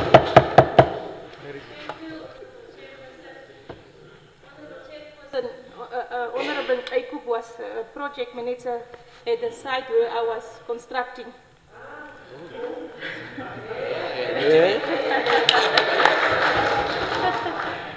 Honorable Chairperson, I rise to support Vote 24, Department of Transport. This budget is merely about figures. On paper, it is about connecting people, unlocking economic opportunities, and advancing national development. The allocation of over 2 million reflects government unwavering commitment to the infrastructure as a key driver of growth and prosperity. Honorable Minister, the progress achieved in railway upgrades, road constructions, and aviation safety system is both visible and commendable. This investment will not merely improve mobility, but will also reduce transport costs, stimulate trade, and enhance safety for all Namibians. I particularly welcome the continued development of road infrastructure, especially the upgrading of key roads and access to roads, to clinics and schools. These are not just projects, they are the lifelines that bring essential service closer to our people and improve the quality of life in our communities. However, Honorable Chairperson, Honorable Minister, while we support this budget, it is important to highlight the existing gaps. Critical roads such as Arwap Road, which also link to a border post, have not been prioritized in this allocation. This road remains a serious challenge, particularly during the raining season when it becomes difficult and the times unsafe to use. Communities in Arwap and surrounding areas deserve access to safety and full participation in economic activities. Poor road conditions not only isolate these communities, but also hinder trade and service delivery. I therefore strongly urge the Honourable Minister to prioritize the upgrading of the Arwap Road. This is not just a matter of convenience, it is a matter of safety, accessibility, and economic conclusion.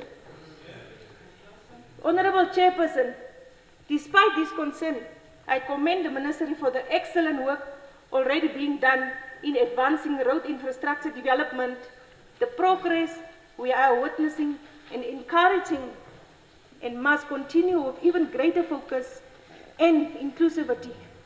This vote lies a solid foundation for integrated transport system, improved logistics, and inclusive national development.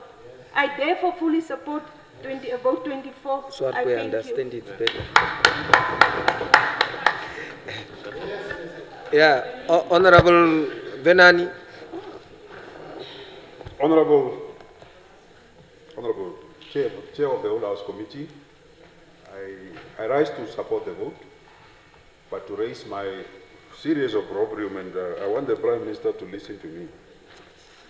There is consistent road apartheid being practiced in this country. Consistent. If you look at the ethnocracy in the country, and you see how the roads are applied, you would see that there is road apartheid. Listen to this. Since independence, the Rehoboth bastards have not received any road. No road from Rehoboth, Slip, from Rehoboth, wherever, nothing. You look at the south, the only roads that were built in the south are the ones that are going to the mines. And Oranjemund or whatever. Now it's the only time that we are seeing it says Beersheba thing. You go to, yeah? That's an old one. That's an old road. That's an old road. It's an old road. It's built. No, it was not built by you. It's an old road. If you look at, go to Korikas, the primary, the Damara area, nothing since independence. Now we are seeing a road from Uis coming to Kamanya. Go to Heroland, Ochombinde, Okobabes, Ochombinde, Epukiro, Okobabes, Okakarara, Ochituo, Okonjatu, Okamatapa, all those roads, nothing. So I am very sensitive to say, Zambezi, the main roads that were built in Zambezi is after the rebellion. 2 roads were built after the rebellion, and after that, we are seeing these things. Even if you go to Kavango, Kavango also didn't receive the roads. The feeder roads are not there. Listen very careful. Yeah. But, yes, I'm coming to Angwena now. So, you see, this thing has optical effect. It has optical effect on how people perceive government and how it relates to people. So we must really try to balance it out. I know you are building Opuo, Kangwati, but even the bridges are just, it takes a time to build a road, it's fine, we understand. But just to fix the bridges so that people can be able to travel. So I think that must be given attention, because there was this argument always used that a road must have economic viability. Those roads that even the Honorable Sophia Shaniwa has mentioned now, they have economic viability. The economic viability of Okangwati, Opuo, and the Pupa, it has been huge since day one, because that's a tourism destination. The road between Slep and Rehoboth going to Sessus Play has much more economic viability than many other roads. So we must be sensitive to one another. It's all that I'm trying to raise. The Okongo in Okwanyama, or Hangwena, those Okongo sandy roads, guys, no man, we should do something about it. Even if we can't get gravel, just even to get graters to remove the sand. Those roads are a nightmare. For someone to buy a new car, a 4x4, and you drive every time to your village on that road, you will not have a car in 5 years. The same in honor of Werikwa, Honorable Werikwa. There are roads that goes to, feeder roads that goes, I don't know whether you know the farming areas of Kavango. Honorable Kapofi must tell you. The roads that goes to Karkusi, all those roads that goes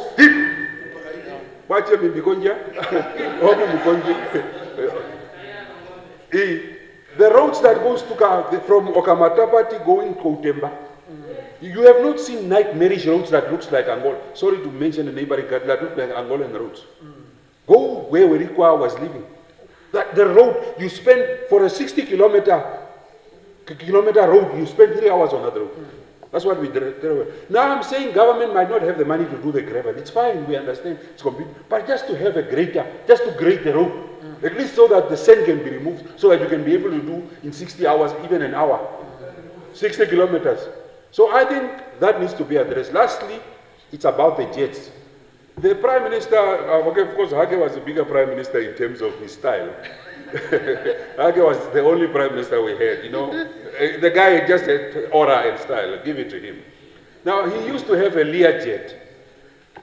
Now I'm seeing all this, it's only the president using the presidential jet. What happened to the other birds and what is happening with them? What is it? I've never seen the prime minister even landing in a helicopter in this country. No, the vice president. So I want to know, is this thing only meant for certain people? Or are they not there? Or have you sold the things and we don't? Or are we struggling selling? I support the vote, but we must do better in terms of votes. Honorable Aikola.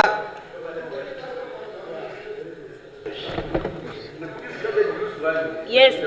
Sambala, you are after. Yes, hold. You are after, it's flickering.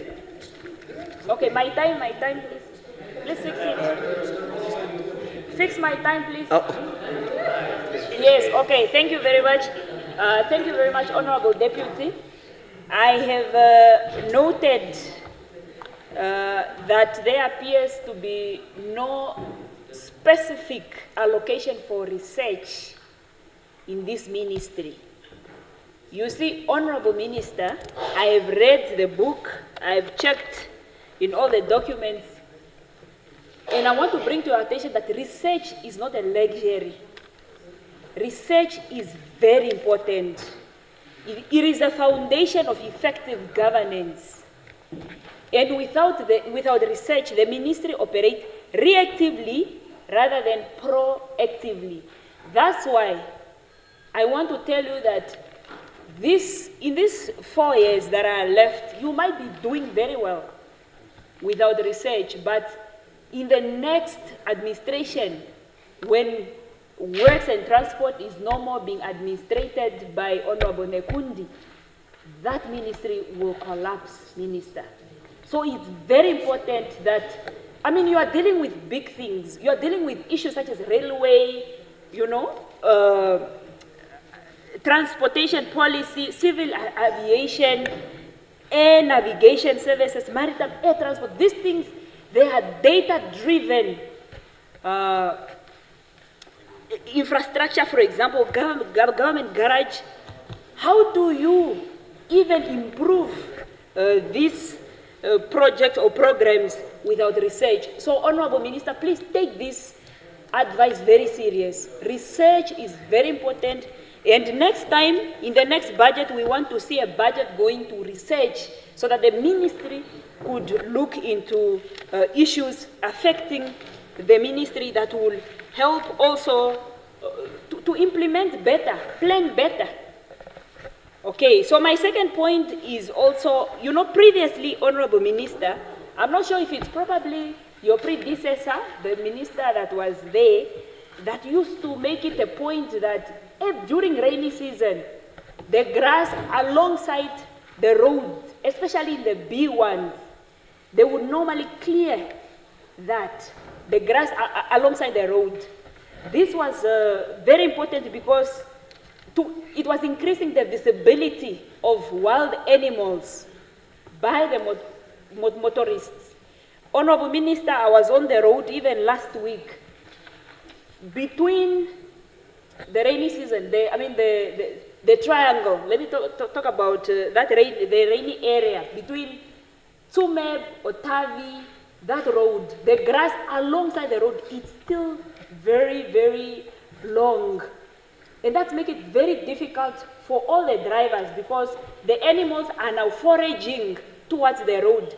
By the time you realize that it's a springbok, it's only when you're close to it. And this really, I also want to, yes, and then you will actually, harm this animal and you will be in a car accident. So that's why I also want to cement what my sister Honorable Ita have spoken about, because these road accidents are normally, most of the time, are caused by these animals that are foraging. So, Honorable Minister, while my time is ticking, just to emphasize that routine must still continue.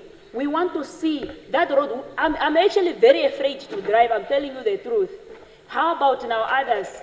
Because if you are driving from here to the north, B1, in other areas where that grass is just very long and not cut, you are just afraid of those road accidents.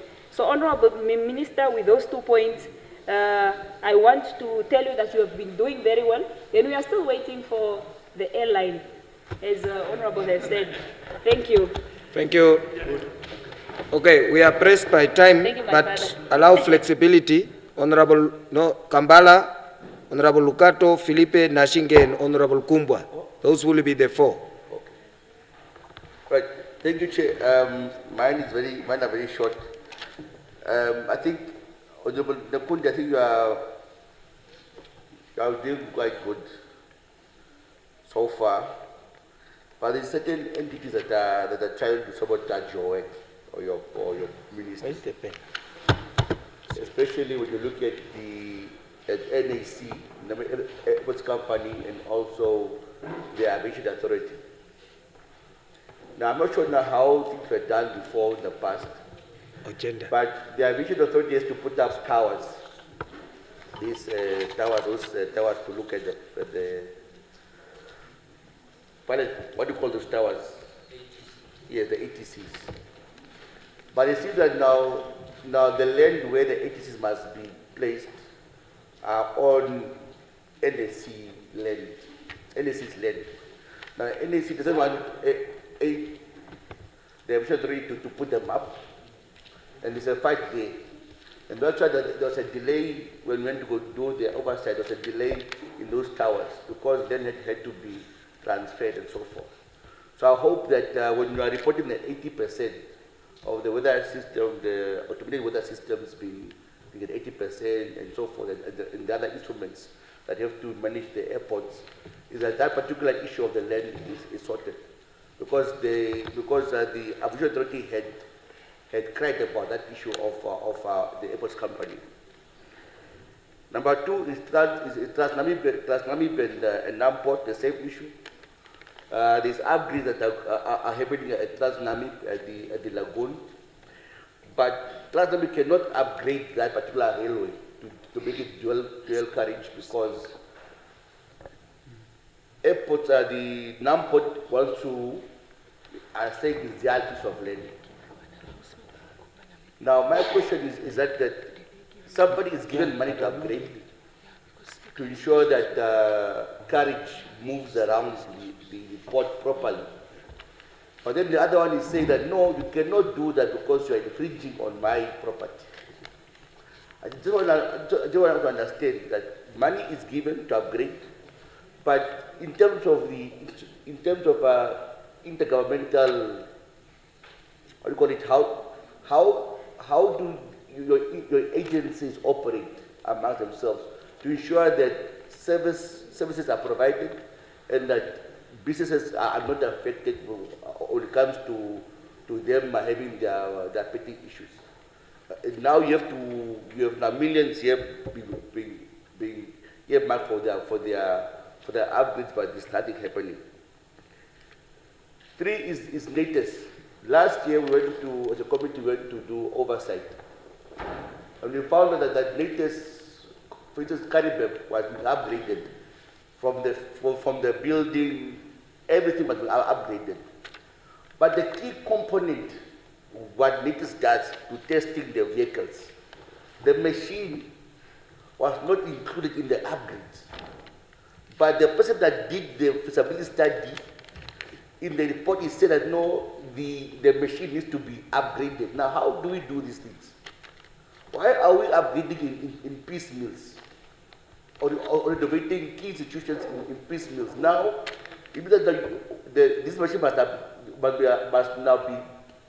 be shifted up for the next financial year when it can be done this particular financial year. So why are we doing piecemeals? I see like this all over the country in the development budget are being renovated, and I guarantee you the same thing that's happening. It's a fence first, and then the interlocking, and then the machinery. But why are we doing piecemeals? Why not just upgrading once? Because it's becoming costly. And on the roads, I just want to say that we need to appreciate the former president, Fikile Pohamba, for his thinking in making sure that this country becomes interconnected at all times, everywhere in the country. Thank you very much. Thank you. Okay, help me there, Kalola. Help me behind. Then, okay, I think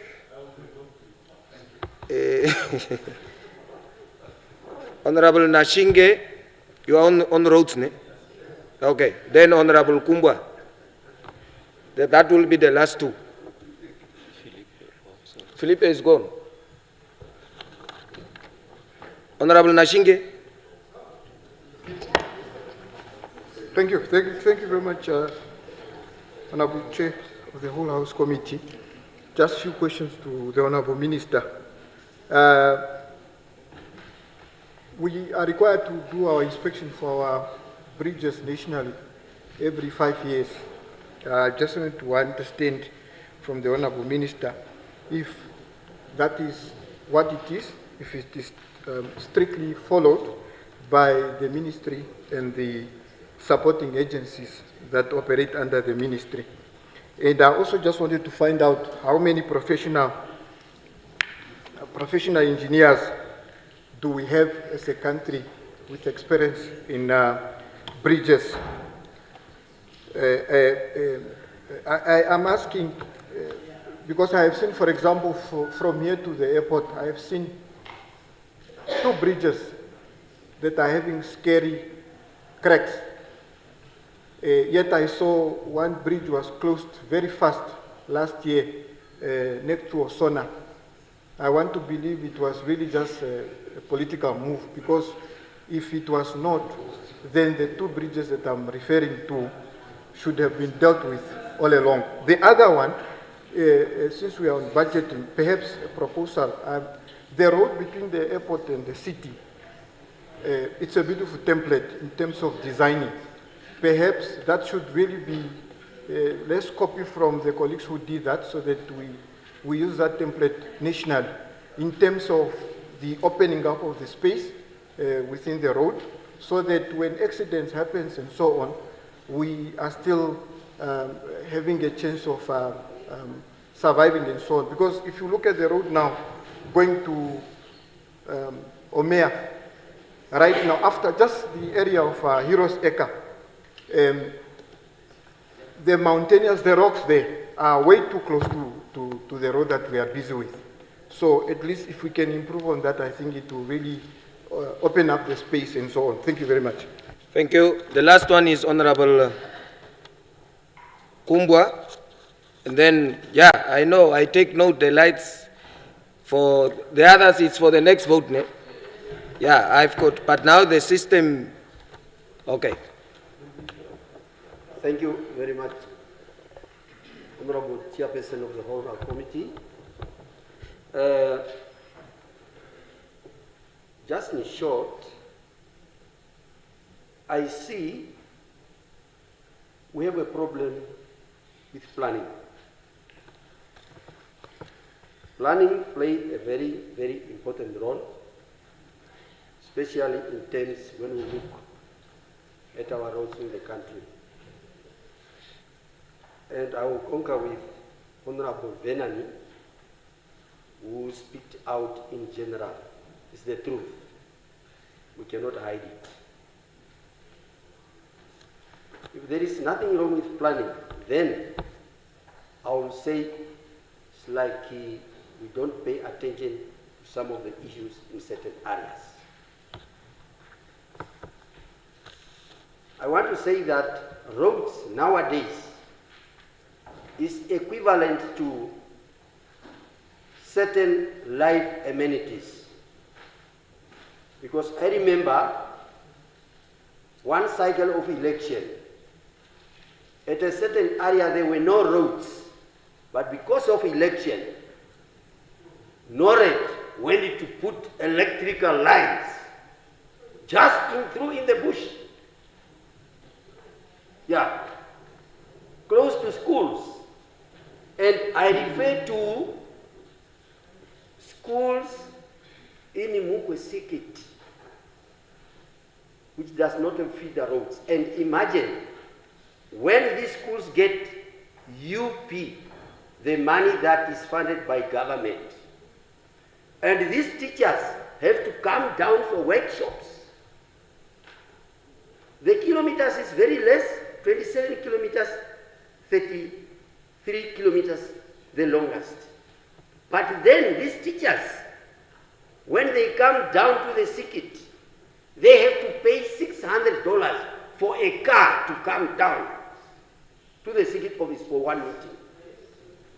For 2 meetings, already 1.2.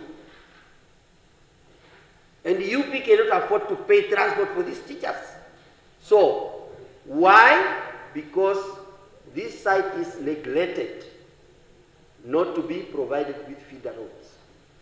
So, we can talk many about roads. But then, in the absence of decentralization again, the minister does not engage, the minister on the specific vote, on this vote, does not engage the board or either the CDC committee in one or another way to get services closer to the people. Yeah, no, because the service is not there, the minister does not engage the people who are close to the people to know what is the problem with the roads in this particular place. This is a big problem. So, even very little on the Bagani Airport airstrip or mega airstrip is deserted for 35 years. But it's government property. Only lodges taking care of to clean these places. So, I wanted to emphasize that in the absence of this ministry decentralization, the minister must take charge to see how the minister can reach the people to have these plans available and make the priority. There is one big, very important road in Mukwe that also shortened the distance from Mukwe to Windu, the one that is from Mukuvi to Hobabes. It's a very short way. Imagine. So, it's deserted. But it was in the plan of 1992, up to date. Nothing is going on.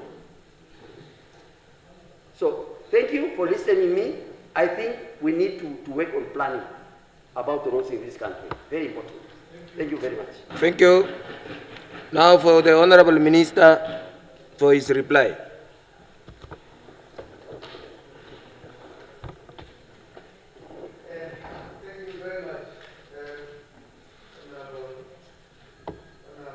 Person. Time is of essence. I want to start with the question by the Secretary General of our party and Member of Parliament. The road under question, yes, it is budgeted for. Even 2 days ago, it was on the 8th in the morning, around 9 o'clock. We discussed the issue of the road. The contractor is on site. The total budget for that road, it is 276 million budgeted for. In total, it will take us 2 years to finish that road, and the budget is set out.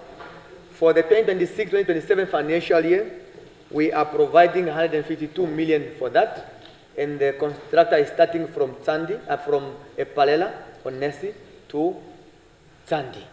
So that is provided. It's coming from, yeah, we have two streams of budget. We have the budget that is in these books and the budget coming from RFA through these levies. So therefore, we will see some roads, we will not see them here, but they are making provision for through the different stream. So they have, those roads are there. So the Honorable Venani,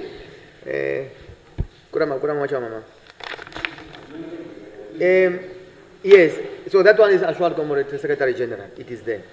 Then I want to deal with the issue of Honorable Kambala. Oh, he's not here. But let me answer. Honorable Kambala, be assured. And first, let me make a statement. Honorable members, we are all in the house called Namibia. And everything that this budget does is for Namibia. And everything goes wrong in this country is Namibia.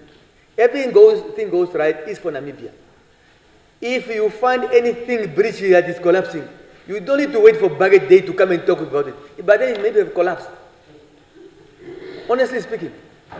So therefore, if there's anything that you find wrong, going wrong, just shout out. We will act. We will act decisively. So I will engage with you, Honorable Nashinge. I will want to have those breaches.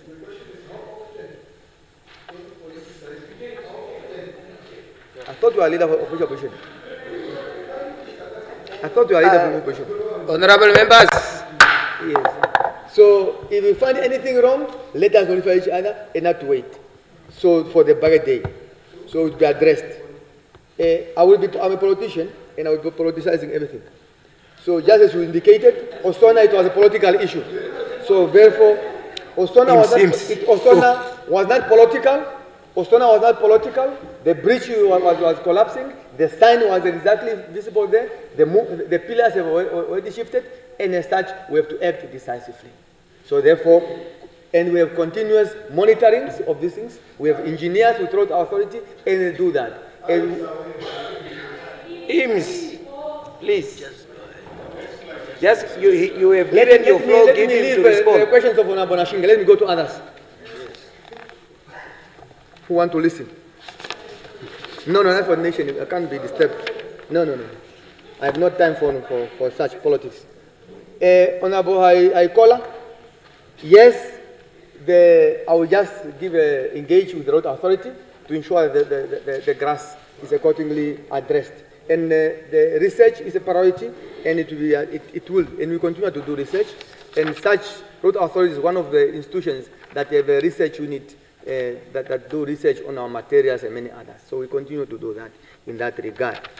The other issues I want to deal with quickly, Honorable David from LPM. Yes, insofar as employment opportunity is concerned, we have given as a government a policy directive that for any project that is being created in an area, minimum 1/3 of the labor must be sourced from within the local communities. That is the government policy moving forward.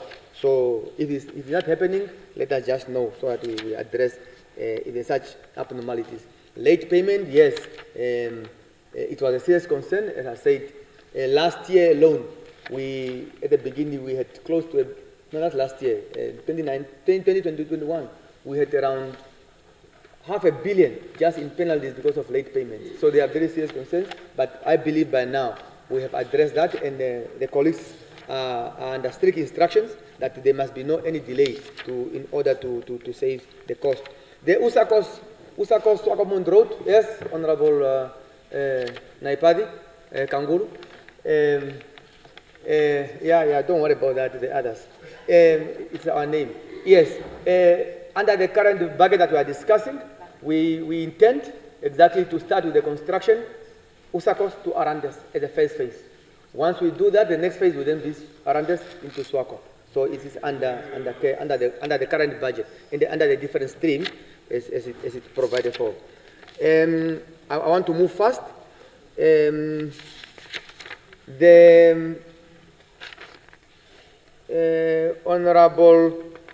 Honorable Karupu, yes. Honorable Karupu, yes. We are cognizant that we have, due to rains, we have a serious roads negatively affected. That is Kiet Mansop Grunau. We are going to address that. We have the Rundu Divundu Kongola. We have also contractors already on site. The engineers are now on site for us to deploy the contractor, and we have just communicated to the finance for us to move fast to deploy the team for Kongola to Katima, that stretch. Then we have also other stretches, for example, from Muthia on the way to Ondangwa, Oshakati to Ruakana. They are also in the very best shape insofar that is concerned, and we are addressing that. I must not leave my brother there, Nabamkoto. He was the first. Yeah, he was only on Punja. Okay, very good. Yes, yes. See, that's a good thing about mathematics. Does not lie. So your calculation was exactly that it is 9 million, the difference 200,000. Yes. So you then understand the soil structures. How far is the borrow pit? So all these things will then bring in those differences of 200,000. It will come in. Some will have the streams of water. In some roads, we maybe need 2 culverts. Some you only need 3 culverts. Some you need of this height, other one different. So those are the small differences that will bring that fraction differences in that regard. The Ompunja and all others, yes. Next time, I will put to a reflector you also, because your interest is on the reflectors. Yes, it's on the lighter note, my brother. Yes, it is really many things get involved. Our intention is that once we do the groundbreakings, things must start moving fast in implementing these roads. That's our intention. But at times you do the groundbreaking today, within a space of a week or 2 weeks, then the rain starts. So that means the engineers will no longer be able to go to the area, draw the sand or the gravel for laboratory testings. They must then wait for a period of time for the soil to have a particular structures. So these are some small delays. In a naked eye, it looks possibly wide delaying, but from an engineering structural perspectives, it has a serious negative consequences. And you need to appreciate that for roads, for you to start the right material, you need plus minus 3 labs to do the testings. You have the contractor's lab must do the independent testings. You have RA must do their independent testing. And then you have the engineers also do their independent testings. All this plays a bigger role in terms of how fast these things can be.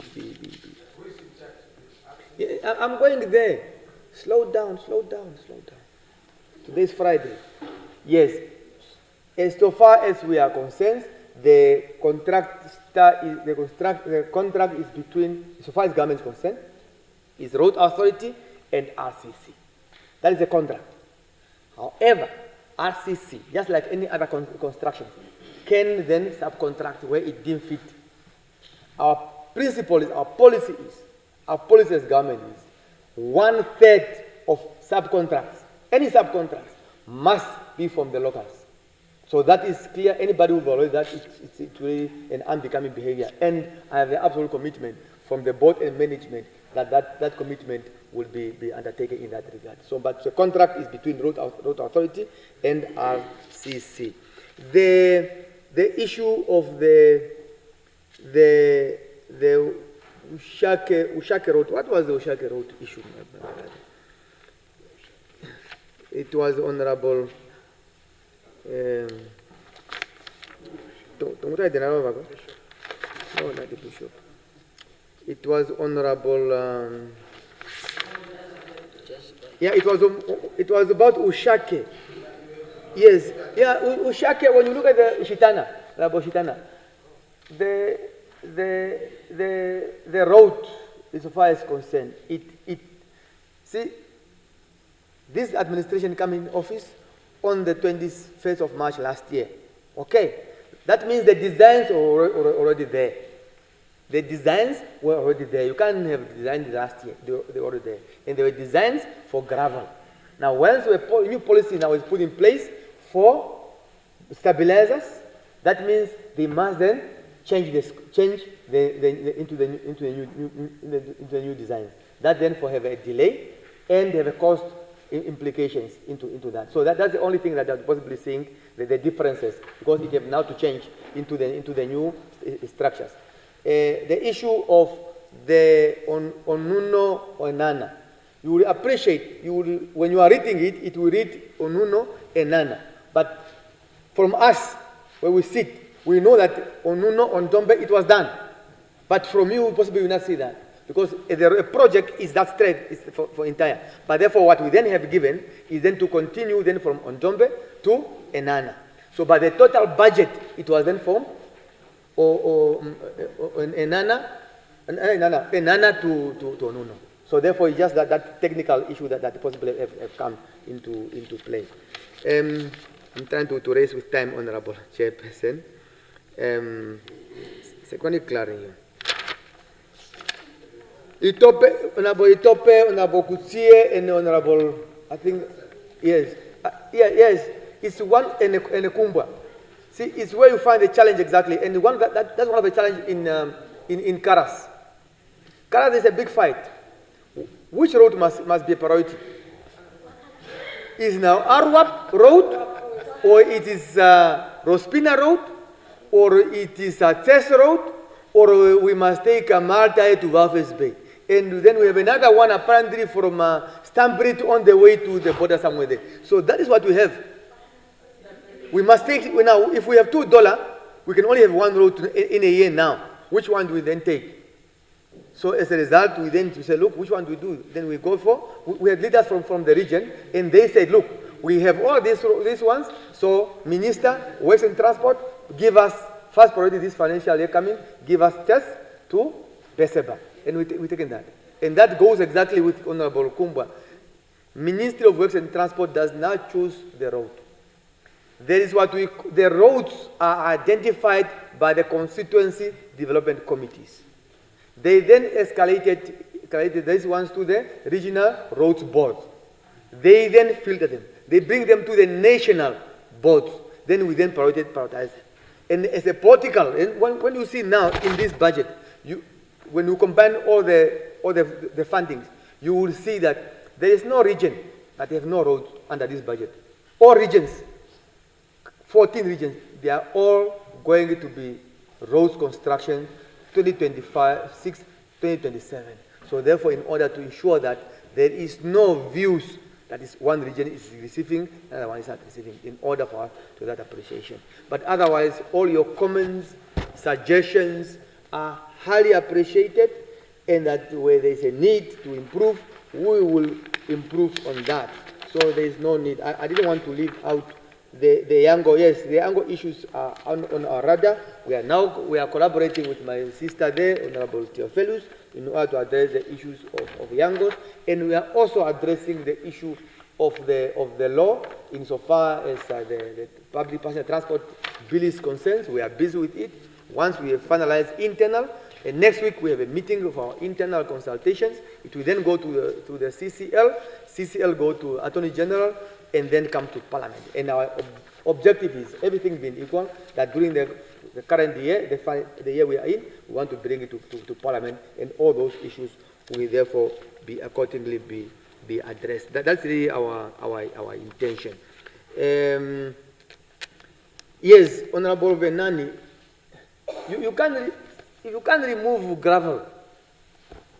See, if I take to Maheke or Kavango or Hangwena East or Shikoto West, East, yeah, both East, that stand you can go for 20 meters just in the sand. You think you have removed that. The moment 2 cars drive on it, the sand is again there. So therefore, we're talking of that, but we are addressing it through the creation of the roads on the stabilizers. So, but it's unfortunate, Namibia is very big, and they are very expensive, competing in needs. But above all, I don't want to waste your time. We will together address the issues of the road challenges. And the President's directive is, we must, by 2030, have covered the greatest possibilities to create and establish access road to all the schools and all the clinics for our people. Thank you very much, Honorable Chair.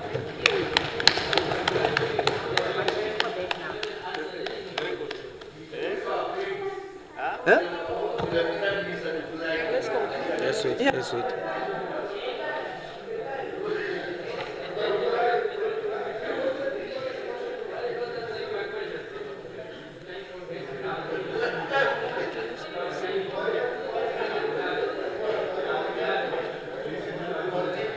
What are we enjoying now?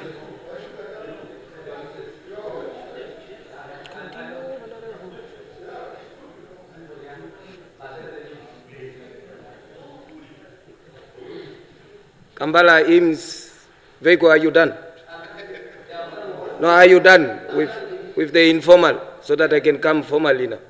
Are you done now, informally? All of you that I mentioned.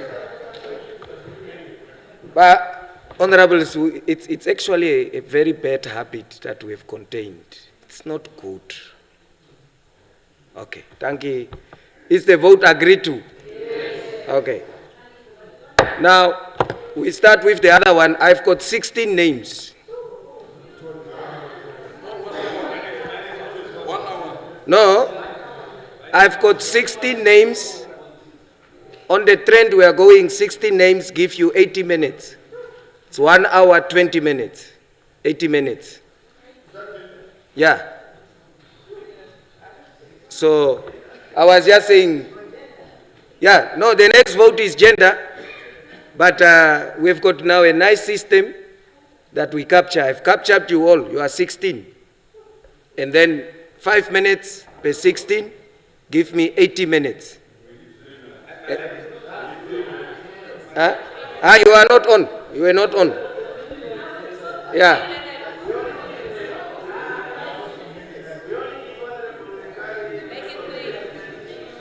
Huh? 3 minutes. 5. But let's reduce now. Let's just reduce. I don't want anybody to dictate, just reduce here. It's members, you are colleagues. Me, I'm a presiding officer. We are wasting time. Can I? 5 minutes? Give me 12 people. Then it's an hour. Yeah. Are we on this list or we continue? Okay, then there is 16. Come again? Okay.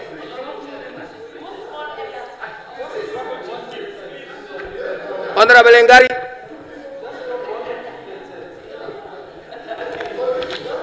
Thank you very much, Honorable. Thank you.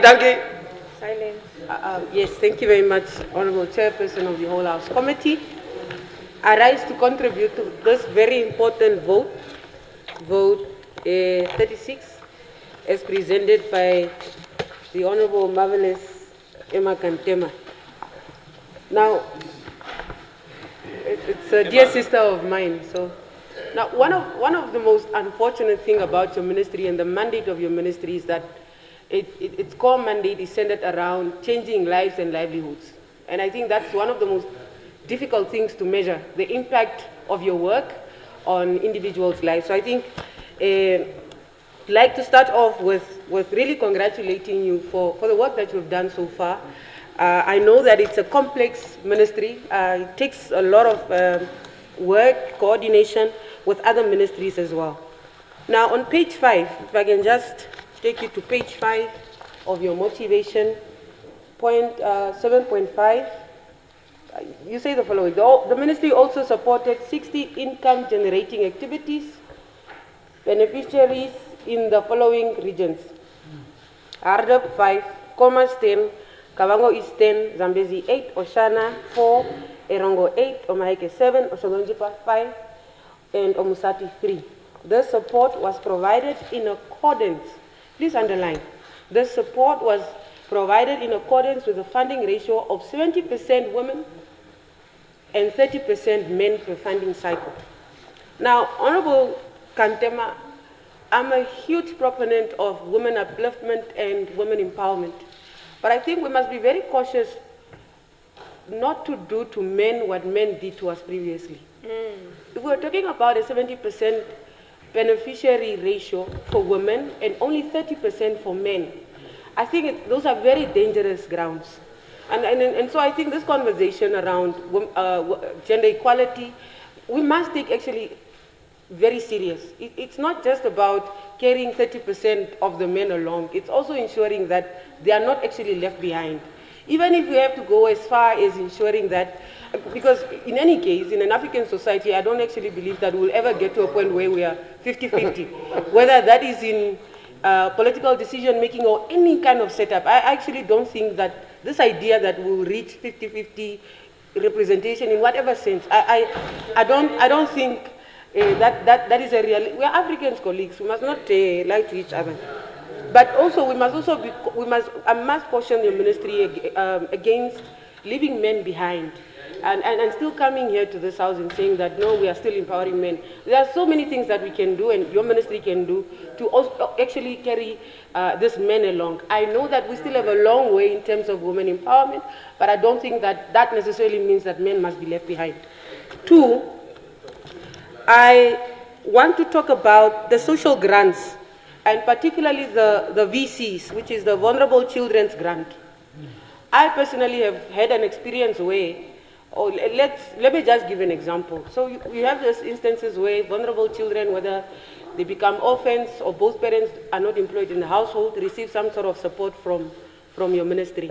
Now what has happened over the years is that you get an adult person who becomes the beneficiary on behalf of those children, and that money actually never reaches those children. So what happens is that those parents or those adults in the household go and receive under the guise that I am the guardian of this particular child. They register themselves to the ministry, and then they start receiving this money on behalf of these vulnerable children. So what you find is that these children lose out on the support that is meant for them through your ministry. So I really wanted to find out, when are we doing a proper audit, so that we ensure that whatever money we have allocated and budgeted for these vulnerable children actually reaches the beneficiaries, and not the guardians or all those individuals who are registered as parents or guardians in the household. Third and finally, I want to also find out, when do we do a proper audit on safe homes and safe houses across the country, just so that we know.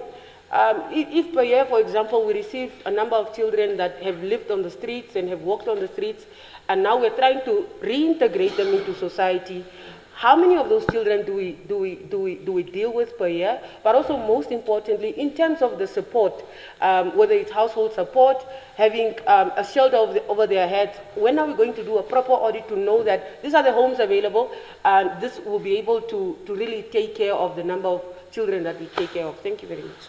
Thank you. I support the vote. Honorable Karola. No. There are a lot of dinner offerings from this side. Okay. Boy child. It's a boy child. Okay, but Honorable Minister, my in-law, I would like to begin with. Don't worry about that. So we have a farm. It's called Kaukurus in Omaheke, where you take these vulnerable kids during holidays. Now I'm asking myself, what do you really do there? Do you just go for camping? Do you produce food? Because as for me, I want you to develop this kind of farm so that you can make it a commercial farm to produce a product that you can sell or you can distribute to different schools. You should get away from this mentality of we cannot just feed kids from, we can't depend on donations. We should learn to produce our own food. So I want you to touch on that farm. It's quite very important. Land is important. Another aspect that I want to touch on is on the disability grant. You know, when kids turn 18, they don't really transit automatically to adult disability grant. So they still have to deregister, to re-register to adult. And that there is that period. And remember, when they lose those months, there's no payback to say, okay, now while you are struggling to register for adult and so on, we should pay back this kind of amount. There's nothing like that. So there's a need for automation of the system, that the kids, when they turn 18, they can just fall automatically to that kind of system, so that we cannot waste time there and then punish our people. The other aspect, that I want to address, that probably that you have been waiting for, is still inequality between men and women.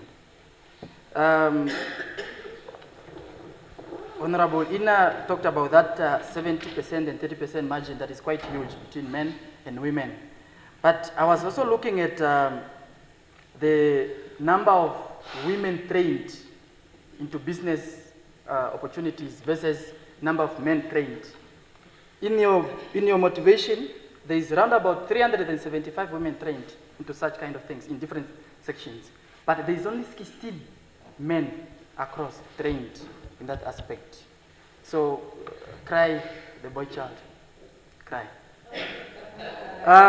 In most aspects, you can only find out that men, yes, men are not involved in commercial activities in this ministry. They are just involved in engagement sessions called men conference. You just come to us and talk to us, tell us about your problems, what is happening, why are you beating women, why are you neglecting kids, and so on. But when it comes to economical activities, we are nowhere to be found. You call us, you gather us and talk to us about our problems, and we go back to our houses with our hunger. How are we going to take care of the girl child? We are the provider. But now you want to empower Emma while I'm here. I need to provide. Can you see this kind of inequality? I can provide some other, the leadership I can provide, but in terms of economy, please. Okay, the last aspect is the child neglect. In your ministry, you call it child neglect. You used to deal with, I know now you don't deal with malnutrition and so on, you took it to VP. But here, I want to understand, what do you really deal with women that neglect, that fail to provide proper nutrients to their kids lawfully? How do you deal with them, apart from just giving counseling and so on? How do you deal with these people? Because nowadays, our women, they also don't want to breastfeed. They don't want. 4 months kid, you are already running with these formula things and so on, but you don't want to breastfeed. Back then, we used to be breastfed for at least 2 years. Look, if you happen not to breastfeed a kid properly, it also provides the cognitive skill of the kids. That's why some kids are not even performing quite well in school. So please, feed as well. And what kind of education that you give to mothers, more especially the younger ones? What kind of education that you give before and after giving birth? It's quite crucial there. We need our kids to be breastfed, not these formula things and so on. Thank you so much. Thank you. Honorable Lutezi. Can you answer that last question? Formula 1. Again, honestly. Okay, you have the floor, you have the floor. Yeah, maybe I should say the pressure of not seeing such brings formula. Okay. You want me to repeat? No. Okay, you are eating my minutes. Okay, offline. Thank you, Deputy Chairperson of the Whole House Committee. Honorable Minister, let me start by acknowledging the 21 additional social workers. It's a step in the right direction. However, our ministry is allocated only 417 million, which is only 0.55% of the total budget, a half of 1%. Honorable Minister, how is this ministry supposed to stop the increasing cases of gender-based violence with this budget? And then when I look into the budget, there's no funding allocated to the construction of new shelters, except for the upgrading of farm calculus. And here I'm not talking about subsidized shelters, because it's about time that we have our own shelters. Honorable Minister, how does the ministry intend to expand access to safe shelters under these conditions? Let me remind you, yesterday you quoted Her Excellency, Dr. Netumbo Ndait was saying, no Namibian must be left out of the development of their own country. Honorable Minister, how are we going to achieve this if the program for the income-generating activities, which was aimed at uplifting the lives of many poor Namibians, has been allocated 0 in this budget? How are we going to achieve that? As I conclude, Honorable Minister, sadly, I see this ministry as a 3-legged pot, which its legs are being knocked out. We have social grants that have gone to Honorable Minister Shafuda. We have marginalized and disability that have gone to the Vice President. We have social services that have gone to the Minister of Health. Maybe it's about time that we ask government, what is the government's intention really? Is it prioritizing this ministry that is supposed to take care of all of us?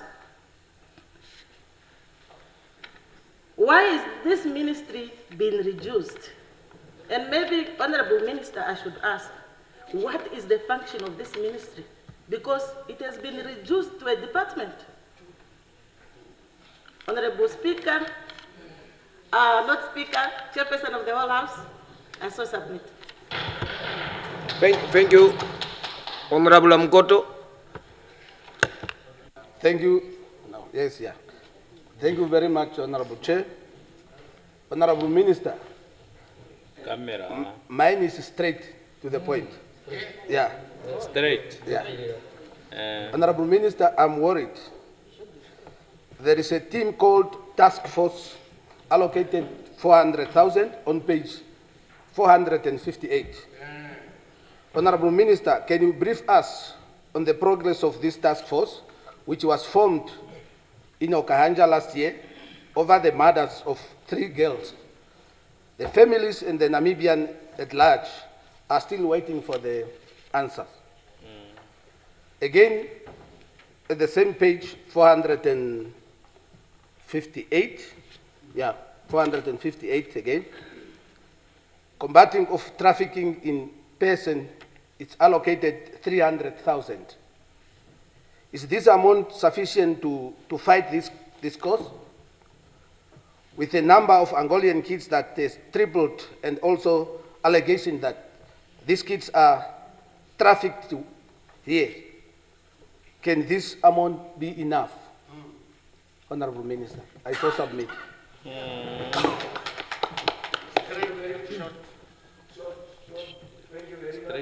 Straight. But not long. Yeah. Thank you, Honorable Committee, Honorable Minister. Allow me to add my small voice to a very important vote. I would like to start with Program 2, which is the Child Care and Social Protection, on page 3, 6.6. It's clearly noted that 329 children have been kept at a farm.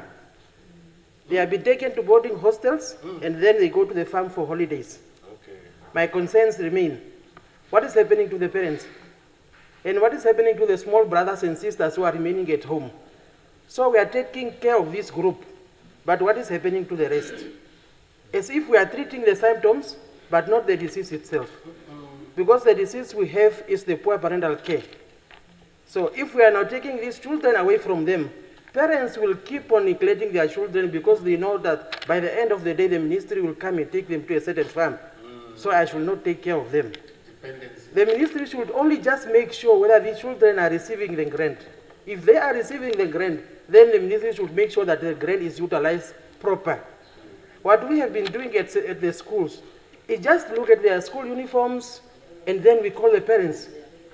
When they come to register whether these learners are still in school, so they come with certain papers to be signed by school principal. That's where we take them. Bring the child so that we can see how the child look like. Yeah. If the child doesn't have a school uniform, then I say I cannot sign. At least go buy a school uniform. But the ministry is just doing little on that. However, Honorable Minister, I go and I read page 4, 6.10, where the minister is introducing the new manual, parenting manual, which I really support. That the manual is very important, but remember we have these parents who don't know how to read and write. So we need to send out teams to give proper education to parents on how to take care of their children, because that's only where the problem is coming from. We are initiating good programs, but then we are not monitoring, we are not evaluating the outcomes. We give money, a lot of money to parents, but we are not evaluating or monitoring where this money is going. Is it really used for children, or is it used for our own purpose? So the ministry needs to put more efforts on how to monitor the issue of the money. Secondly, Honorable Minister, It's outlined here that 21 social workers across the country are going to be employed. Thank you very much on that. But my question remains, what is the national vacancy rate for social workers in Namibia? So if we are saying maybe 21 is enough, because it's a very critical positions we need to take care of. And what is the case load per social worker, per region? Because that's what we have to look at before we employ these people. In conclusion, my minister, it's high time for our minister to start engaging the other ministries. Because all the ministries have to be gender responsive. We cannot fight this battle alone. We need all the ministries to indicate, if the Ministry of Agriculture is standing up, must tell us what is the gender responsiveness of that ministry. All of us have to fight to make this a reality. With a few remarks, I so submit, Honorable Chairperson. Thank you very much, Honorable Jonas.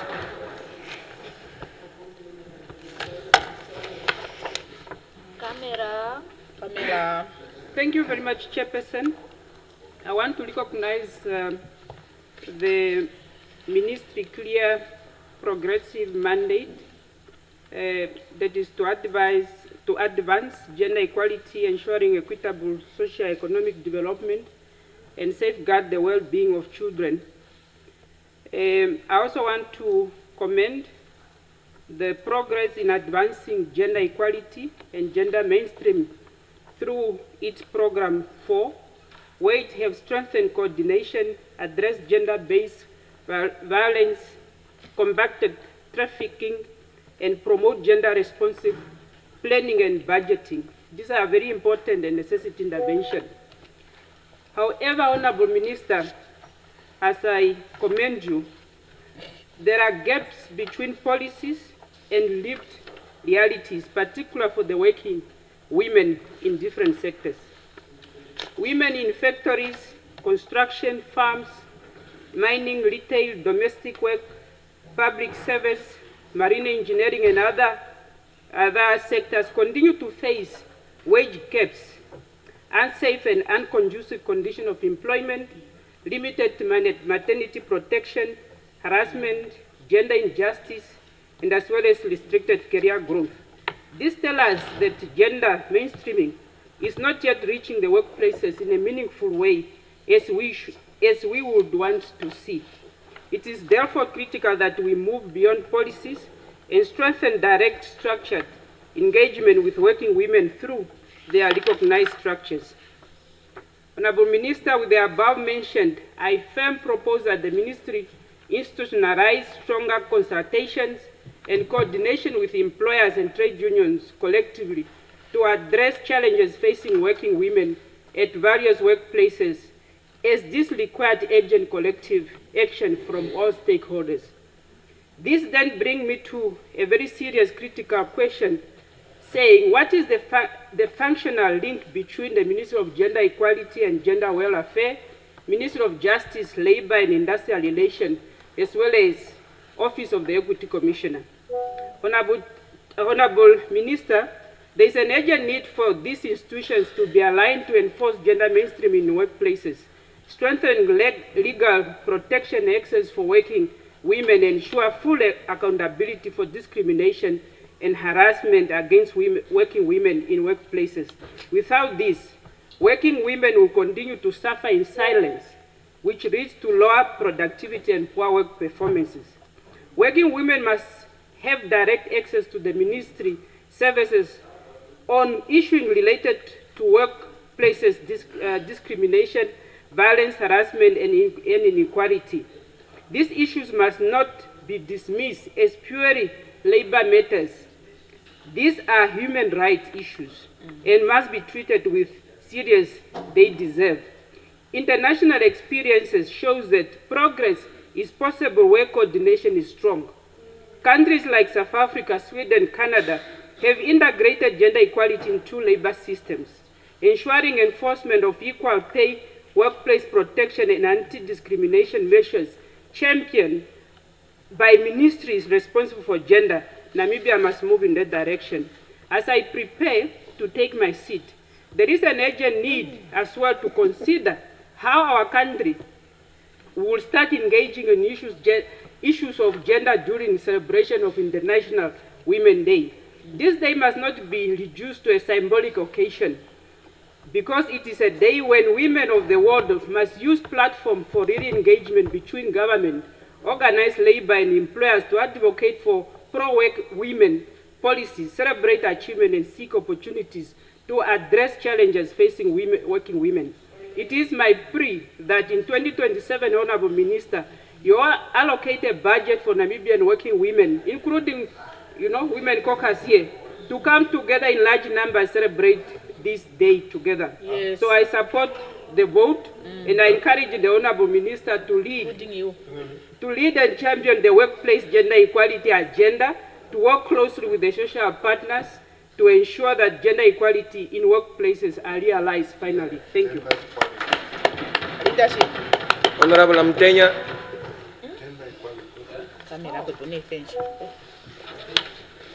It's you. Hi, Abraham.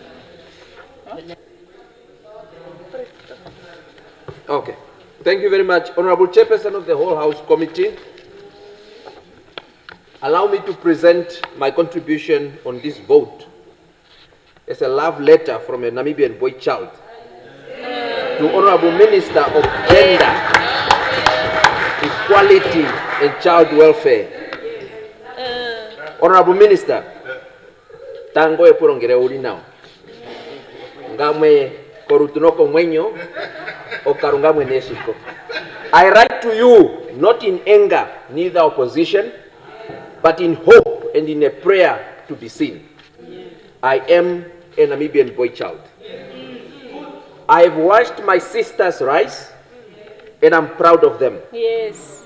I have supported their empowerment, celebrated their victories, and defended their rights to equal opportunity.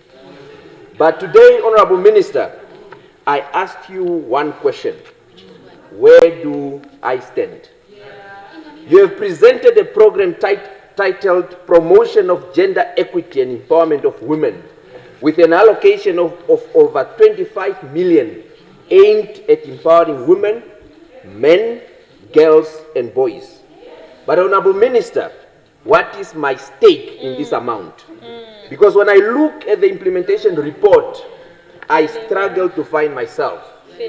I see that in the last financial year, 60 income-generating activities were supported, but with a funding ratio of 70% women and only 30% men. 124 women micro-entrepreneurs were trained under the Start and Improve Your Business model. I don't find myself. 31 women entrepreneurs were trained in digital literacy. I don't find myself. 21 women were supported in agriculture. I don't find myself. So, Honorable Minister, in most of these, I do not see myself. Not anywhere. Am I not part of the boys you speak about in your objectives? Or am I only included in words, but excluded in action? Honorable Minister, I must also tell you that I am not okay. On Tuesday, one of us jumped from the roof of the Kavango Gateway Mall. He survived, but harmed emotionally and physically. Another 32-year-old brother lost his life after jumping from the Swakopmund jetty. And just yesterday in Kapago constituency, one of us ran into the Kavango River and has not been found. So, Honorable Minister, we are drowning, sometimes literally, often silently. They say over 80% of the reported suicides are men. They say it is because of financial struggles, unemployment, and broken relationships. But I say it also, Honorable Minister, is because we feel forgotten. We are taught to be strong, but never how to heal. We are taught not to cry, but never where to take our pain. We are expected to provide, but we are given little to no tools to survive. So, Honorable Minister, when I try to speak, I'm told to man up. Look at what they are saying. When I struggle, I'm told to be strong. And when I break alone. Is there a place for me in your program, Honorable Minister. I always support Can you. I have, as a boy child, a counseling space where I'm not judged for being vulnerable, with at least male psychologists who can understand my struggles? Honorable Minister, can I have an economic opportunity that gives me dignity and purpose? Or must I continue to watch from the sidelines as empowerment passes me by? So, Honorable Minister, there is something else that weighed heavily on my heart. In times of conflict, I'm often presumed guilty under the Gender-Based Violence Act, simply because I'm a man, even when I might be defending myself. I'm not asking for favor, Honorable Minister. I'm asking for fairness, because justice, like equality, must not have a gender. So, Honorable Minister, this is not a rejection of the girl child. This is a call for a balance, because I do not want to compete with my sister. I want to rise with her. But right now, she is being empowered and I'm being forgotten. Please see me, Honorable Minister. Please include me in your programs. Please invest in me too.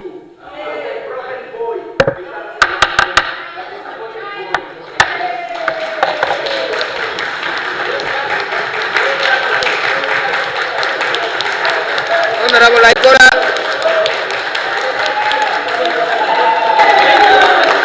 Aikora, it's enough now, man.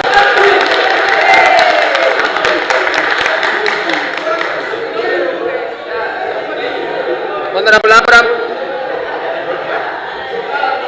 Honorable Abram.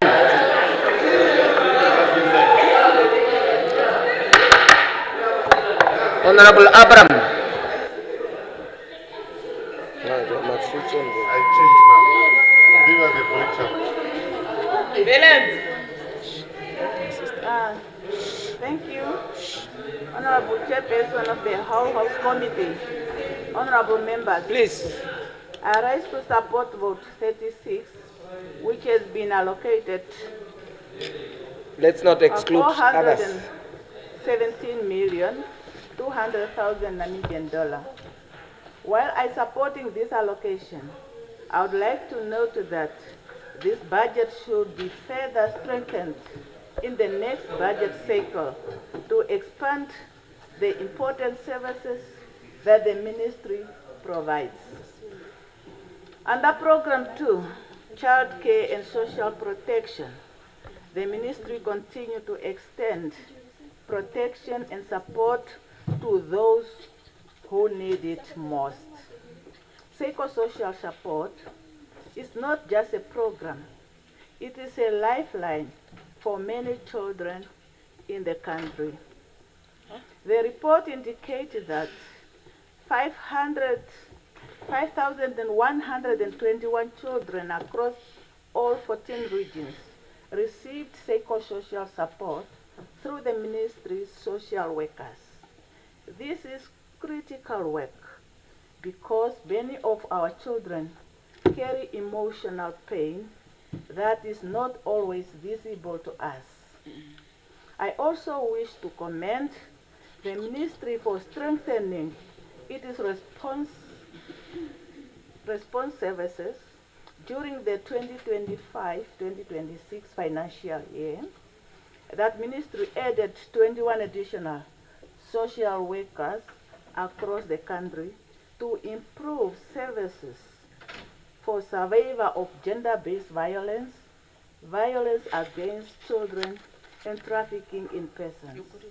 However, honorable members, we must also acknowledge that many boys suffer in silence.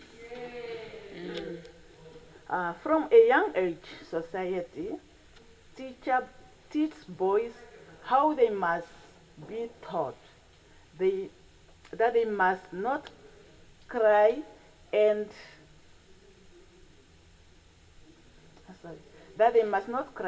that speak about their problems is a sign of weakness.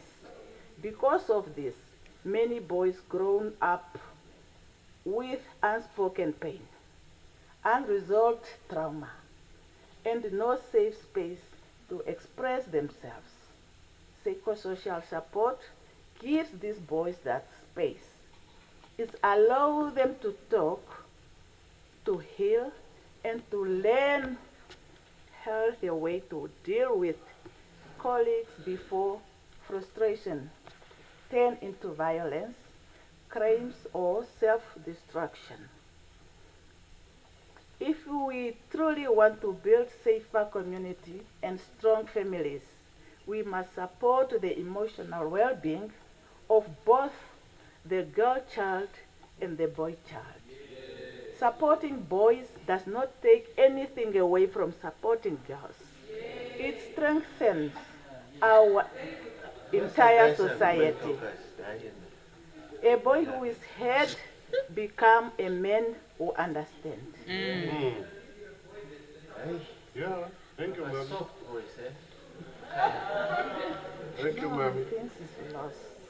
Just say I said. Let us ensure that no child in Namibia grows up believing that silence is the only way to deal with pain.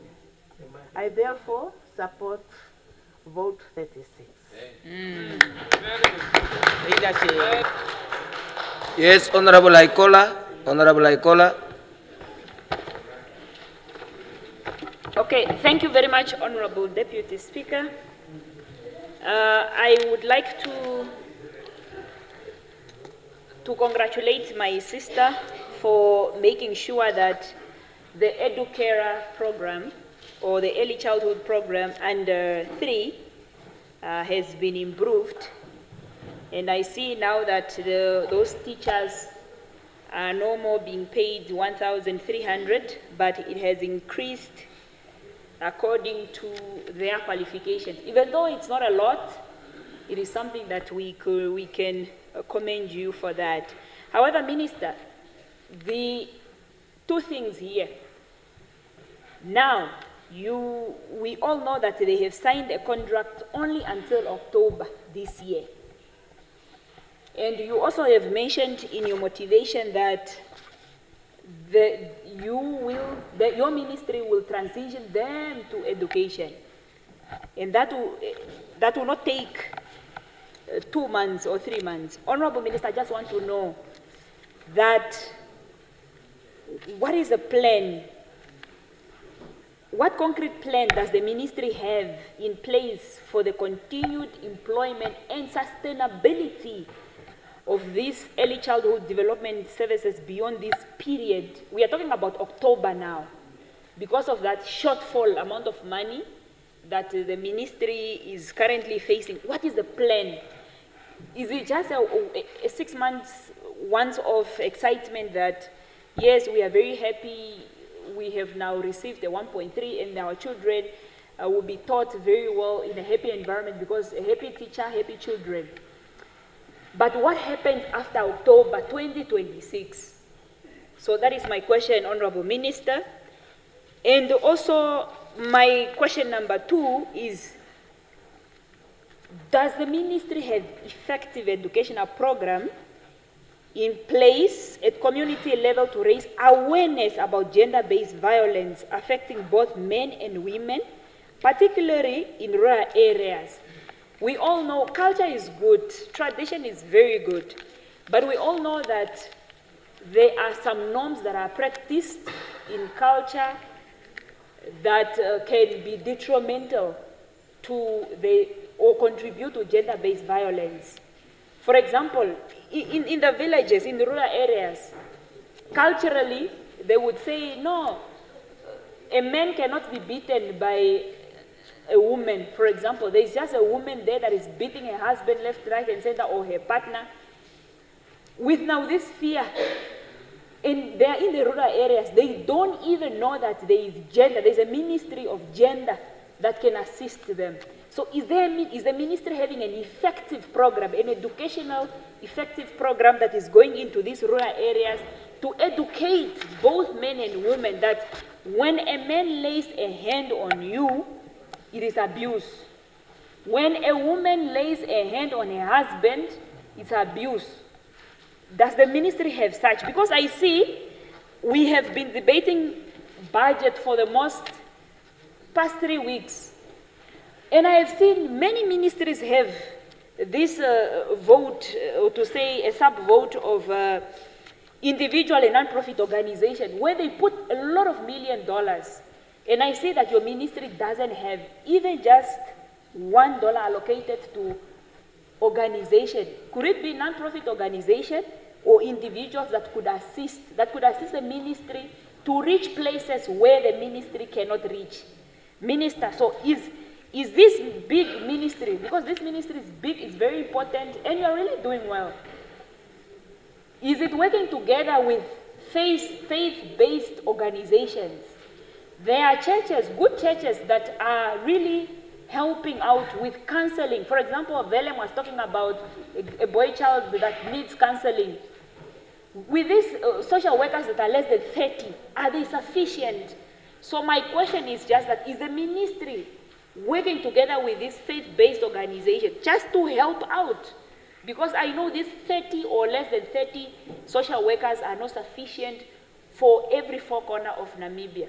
So, Honorable Minister, those were my intervention. And I really want to see next year the budget to be, some amount of money to be allocated to really to these non-profit organizations to assist the ministry with its objectives. So with that, I thank you.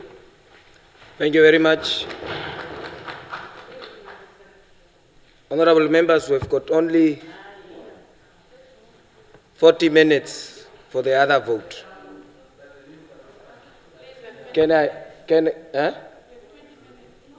No, check the time when we are dissolving, when we are adjourning. There is that time and there is the time we have set ourselves. Can we just accommodate each other? Okay, thank you very much. Honorable Minister. The others is for Home Affairs. Okay. Eh? Thank you very much, Honorable Chairperson of the Whole House Committee, honorable members, for the support, for the comments, for the advice, for the suggestions. I have to inform the Honorable House that I had the privilege of living both worlds. I come from a family where we are born only girls. So I have lived the women empowerment part. And I'm blessed with only 2 sons. So I understand the issues of empowering a boy child. So with that said, honorable members, as I indicated, thank you very much for the comments, for the support. Allow me to just summarize on the questions that were posed, and I've clustered them as follows. On the GBV, violence against children, trafficking in persons, gender responsive planning and budgeting, and community empowerment. I also have questions on ECD, and I'll conclude with the social grants. Now, starting with the GBV shelters, in terms of the expansion of shelters, a question that was asked by Honorable Lutuhezi. As I indicated in my statement, that we are in communication, or we are in talks with Ministry of Works and Transport, who have already indicated to us possible areas that we can use that belongs to Ministry of Works and Transport for us to expand services of spaces of safety, especially in the areas where we do not have these spaces. Currently, we have 8 shelters in 8 regions. And for the other regions, we are looking at how do we innovate within our limited resources that we have to repurpose this infrastructure to be fit for our purpose. So that is the approach that we are taking in terms of expanding the places of safety. But I have to hasten to mention that in addition to the places we offer, we are also subsidizing private places. We always talk of private sector, public sector interface, isn't it? So this is also the way how we are innovating to ensure that we expand the much needed protective services for the children who may find themselves to be in need of the service, for the women, and also for the men. We do not discriminate. Now, in terms of the activities that is happening at Kamkakoros, I think it was asked by 2 honorable members. We were allocated from Kamkakoros, that is in Omaheke region, and we have started to renovate the existing structure to make it fit for a rehabilitation center. Now, Honorable, my dear sister, they mentioned that the children, around 320 children, were being taken there for holiday activities. Honorable member, these children are children living and working on the street. They are not children that we take from the houses. These are the children that are indicated have been integrated into 31 boarding schools. Now, when it's holiday time, instead of sending them back in the condition where we found them, we then take them in a space where they are offered various activities that is ranging from psychosocial support, sports activities. We realize the power that sports play, contribute to issues of mental health. I've heard several questions here that the boy must not cry in silence, the boy must be empowered, must be uplifted. So all these are various ways that we are exploring to look after the mental health and the well-being of the children. In terms of the child neglect, how do we deal with the child neglect? Again, in terms of the breastfeeding period of 2 years, at least I did that with my second boy. I breastfeeded for 2 years. So I have experience, I've lived it. We launched, as I indicated, the Right Start program. Now the Right Start program is implemented by 4 other key stakeholders. Ministry of Health is one of them. Why? To take care of that health and nutrition part. Now, when we talk about the nutrition, we talk about the first 1,000 days of a child. That is up to 2 years. This is very crucial time because at this time, the neurons in the brain is developing at a very fast pace. Therefore, nutrition becomes key, and not just nutrition, but issues of caring, stimulation, not leaving a 2-year child to be babysitted by a phone, but for a parent to be involved in ensuring and nurturing the child. So that's what the Right Start program aims to achieve. And it's also, again, implemented by MESAC, who is supporting us with the early learning opportunities, being mindful that the ECD is going to be integrated into the mainstream. Now, when I talk about this integration, it was also asked as a question. Ministry of Education will take the part from 4 years, while the Ministry of Gender will still remain with the responsibility from 0 to 4 years. This will be conducted as we have included it in the NDP 6. We are going to provide home-based care, where we'll be training, sensitizing parents, and also educators and guardians, how do we stimulate the child, how do you develop, assist the child to develop during those 4 years, and to prepare them then for that integration in the mainstream. The Ministry of Education will also be responsible for the curriculum, because we want to get it right. That's why the name of the program is Right Start. We want to ensure that a child's first start is a right start. So that is how we intend to tackle. Honorable Amkoto asked about the 400,000 that has been allocated to the task force. Honorable, this 400,000 is earmarked for our coordinated mechanism. You have heard Honorable Justina Jonas urging us to coordinate. This is now the way where we have the permanent task force ranging from national level, chaired by executive directors.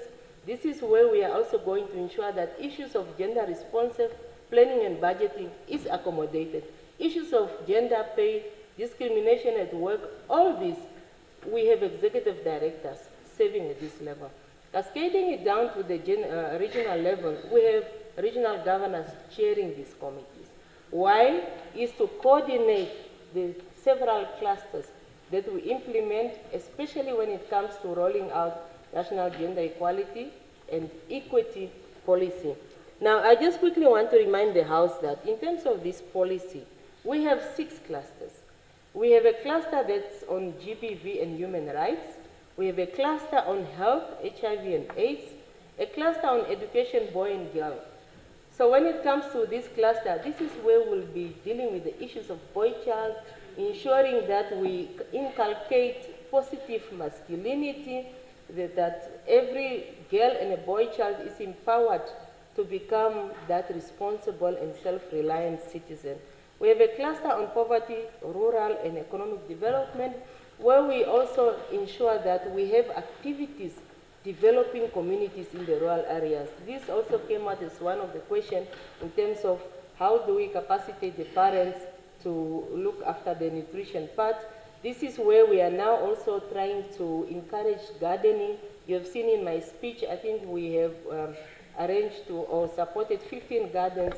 That is really for us to ensure that there is food security, again, for us to be able to breastfeed, that there is that self-reliant in the rural area, knowing that poverty levels are quite high in the rural areas. The other cluster is on governance, peace and security. Now this cluster talks about women in political decision, women in decision making, and it speaks about how the women are being mentored, capacitated on decision making process, but also again in terms of issues of workplace harassment, issues of compliance to several legislations that might be found to be discriminatory. In terms of the last cluster of that policy is on media research and information. I've heard Honorable Aikola emphasizing on the need for research. Equally so in our space, it becomes very critical. In fact, now in terms of coming to the question of the income generating activities, where 70%, 30% ratio has been the argument, we will be conducting activities in this financial year to relook at the operating guideline. We have seen that with the recent studies, numbers are shifting to 53% there. But also to mention is that when you look at the formal economy, men consist of 51%, women less. So, yeah, I don't want to go further.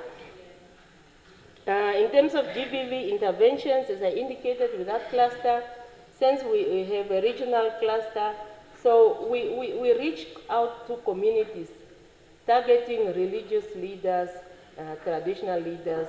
So this then takes care of the issue of ensuring that we go up to the ground, to the grassroots level, to teach even in different languages, or to sensitize rather in different languages. In terms of the educators, I think I've mentioned, I've alluded to it, the boy child, very much so. On social grant, yes, I do agree, Honorable Hengari. That's why I indicated that we'll be operationalizing the integrated beneficiary registry, where we will now, it will at least guide us, it will give us a picture, because it will have the disaggregated data. We'll also be doing a monitoring and evaluation. We want to assess the impact of these social grants. More so is to clean up the data. Really, I've had many a times honorable members asking in terms of the social grants that have been slow. It's because previously you'll find even a principal's child is on that system receiving social grants. So we are trying to clean up so that we ensure that only those who are eligible are on that social grant registry. And as a result, it has caused us a delay. Child disability and grant transition, I've taken note of that. That is the purpose why the ministry has maintained the function of registration and assessing the eligibility criteria and also up to the attestation. So we have taken note to ensure that we do not leave a gap, because the social grants are made and are provided for a reason, specific reason. In terms of, there was a question on the social workers that are not sufficient. I do agree, but I also want to inform the honorable members that we have received an approval from Public Service Commission to have 134 social workers on our staff establishment. We are going to roll this out incrementally. Why? In the market as we stand, we do not have social workers unemployed. Last year we even went to UNAM, that's how we got the 21. We even went to UNAM and we told them, give us all your graduates. So this maybe can be considered as one of the priority areas to encourage our young people to study, because we have the positions, but the market is not meeting the demand. We even ended up having an intern interns as social workers last year. So really, I'm encouraging our young people who are listening that these are some of the careers that we can explore. In fact, next week I have a meeting with UNAM. We have an agreement on a child research unit where we'll also then be capacitating the social workers that we have to upscale them. We are even looking at a master's degree for social workers, so that at least when you have those ones entering the market, the ones that are already employed can then be upgraded and become chief social workers, so that we cover this area. And there will even be funding opportunities for this master's degree. On this note, Honorable Chairperson of the Whole House Committee, honorable members, if you'll allow me to end here, unless if there is an agent. Kokuros. She answered.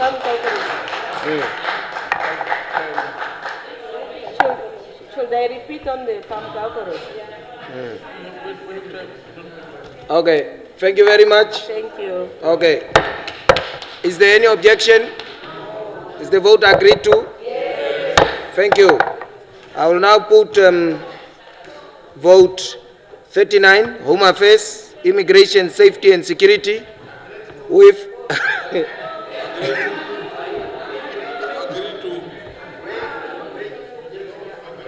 Honorable Nashinge.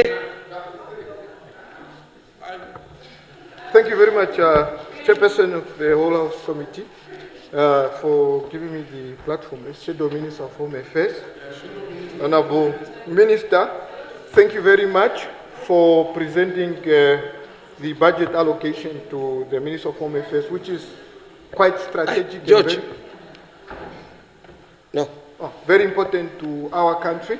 I just wanted to touch on a few budget lines that I have noticed, some issues that I strongly believe we truly need to see how best we can play around and just address those, because they are quite important. One is on the vehicles, especially for the border patrol. I have observed a catastrophic 97% cut on the issue of buying cars. In the previous financial year, there was 115.2 million that was allocated, and in this appropriation bill, we only got a 3.1 million allocation, which I am afraid, if it is going to manage to procure necessary vehicles for the officers that are managing our borders, because how will they manage to patrol our borders that are already under difficult conditions? For example, at Ferroodrof, forgive my Afrikaans, they only had one car, and they use that car to go to Karasberg to buy food, to collect water.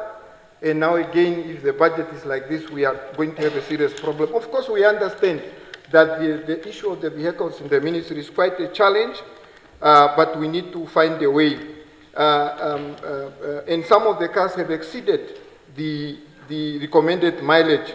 The Inspector General, we have taken note that he encouraged the officers to patrol on foot as there are no vehicles. When are we going to prioritize this specific need within our, especially at the borders? But also here, police stations, in most cases, when cases are reported, the issue is that police officers do not have cars. So I think we have a serious challenge there. The other one is on the housing at the borders. I personally have gotten an opportunity to visit, especially the southern part of the country. Most houses are in a very difficult condition, and some really need renovation. And we got 252 million for that purpose, but there is no clear allocation or a breakdown showing how much is the housing within the border areas. And the border areas that do not have housing at all, our officials are sleeping in tents. The border infrastructure, it's on record that the Port of Lüderitz and Wabash Bay there is no checkpoint, especially for visitors when they are coming in. And this allocation does not indicate if we are going to have a checkpoint in this financial year. I think that also we need to rethink. And also just ask ourselves, perhaps, how can we balance? Because it is very dangerous with us moving into oil and gas and all that, you are going to have a lot of people coming in without us having a system in place. There is also one, for example, at Noordhoever, and again the place that I struggle to pronounce, the officials that they patrol along the river, and if they don't have equipment to, that is a problem. The other one is this on arrival, Honorable Minister. A good one, we have achieved so much, but we need to do more to improve. It's quite cumbersome, and that is also taking business for us. So we need to reinvest in that area so that we are able to make more and also make our visitors happy and take the frustration away from them, because the way things are now, but we also need to integrate the internet at the borders, and entry point is quite a problem. We are relying on Namibia Airport Company. I think we need, as a ministry, to have our own so that we manage the situation. I think, I end it there. And the 20 million, Honorable Minister. The previous financial budget, the police officers at the borders, they were given a 20 million for their feeding program. On this budget allocation, it has vanished. We have gotten them used to a situation. Does this mean they are no longer going to get a feeding program, or there is another approach? Honorable Lucato. Honorable Chairperson of Whole House Committee, members of the Parliament, thank you very much for the platform. I rise on vote 39, Home Affairs, Immigration, Safety and Security. This ministry is one of the largest ministries in our country, which is hosting Home Affairs sections. It hosted the Safety and Security, which is under police. It hosts immigration. Then I just want to say that this ministry needs a reasonable budget in order to carry out its functions, duties, and the mandate. This ministry, it requires to make sure that they should be equipped administration, operation of all those divisions. Then I recommend that a reasonable budget should be provided to this ministry. Let me come to the challenge. Kunene is one of the regions which got a challenge when it comes to shortage of police stations and also police centers. So I recommend that Kunene should also recommend that more substations, police stations should be built. The former Caprivi Strip, today Zambezi region. This region is being affected by all criminalities. Because before and after independence, the neighboring criminals coming from neighboring country, they enter day and the night to steal our animals. This is a very serious issue, and I recommend that the respected ministry should make sure that should write a letter to the Minister of Defense so that it can join venture with the Minister of Home Affairs, which is the police safety and security, to make sure that those citizens who live in that region should be protected. Because now, most of them, they are now poor because their cattle has been stolen. So they don't have anything because of there is no protection. I recommend that if the Republic of Botswana, they have maintained that they can protect their citizens from any criminalities, we can do it also. Honorable Chairperson of Whole House Committee and the members, I got no doubt to support the budget 100%, and I submit. Yes.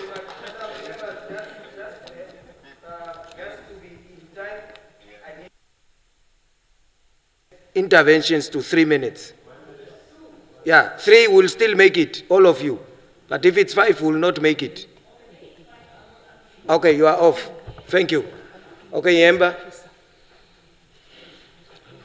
Thank you very much. The boy child is accommodated. Thank you. By the girl child. Thank you, Honorable Chairperson of the Whole House Committee. Let me start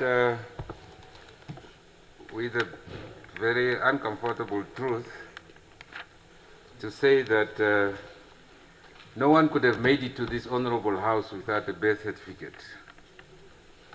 or at least without some form of citizenship, because our laws dictate that only those residents in that category can do so. And it is under that score that I would like to draw this honorable house to page 5 to 7 of our estimate revenue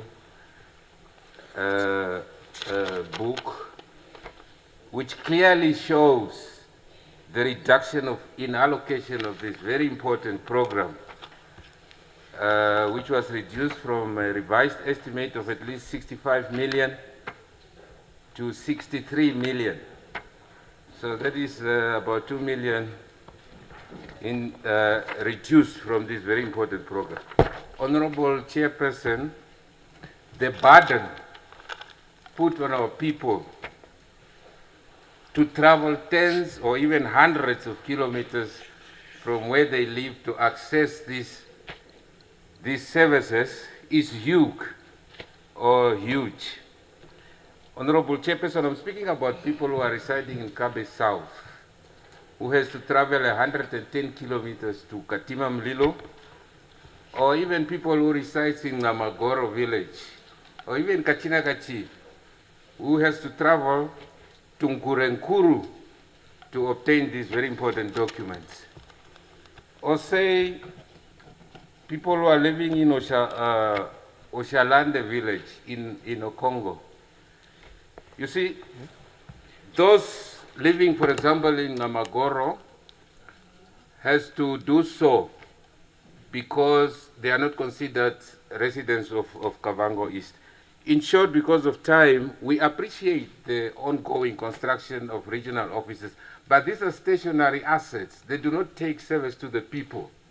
So I will implore the minister at least to see to it that on the same page you see allocation given to other services and expenses. These are indirect factors which direct our citizens, but at least if we can empower our mobile units to take the service to where our people are, so that, because they have to choose between maize or paying for a taxi to reach that point. So it will be very much useful or meaningful to our citizens, because otherwise the question that we're supposed to answer, which is on everyone's lips, as to what is in the budget for me, will remain unanswered, and I thank you. 3, ne? Please. Honorable Minister, 3. I'm happy you put immigration control and of citizenship here. I think what we must do for now, we must start registering those kids. Those kids that are roaming our street, that's a generation that is going to take over this country in 20 years if we don't know. And we are going to have a problem to recognize a certain community if we are not registering them. They must be registered, those that are selling sticks and other things there on the street. Yeah, the second one is, Honorable Minister, I think the time has come where we need to have a division within the police sectors. I'm hardly finding a police officer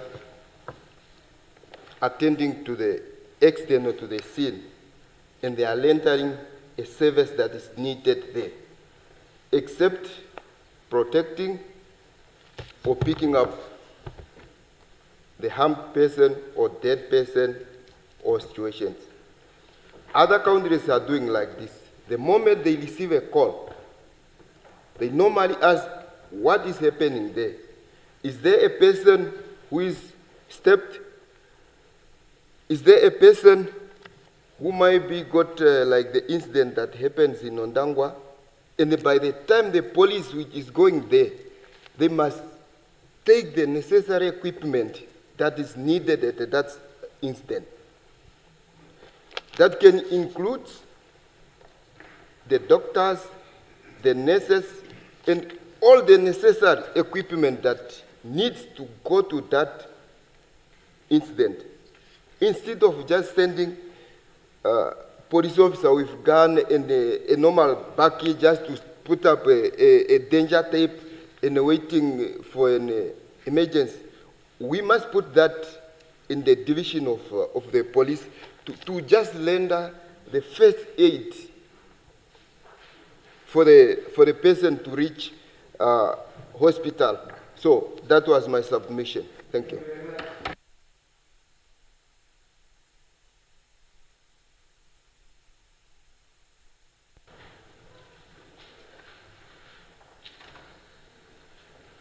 Honorable Kangulu. Yeah, thank you very much, Chairperson.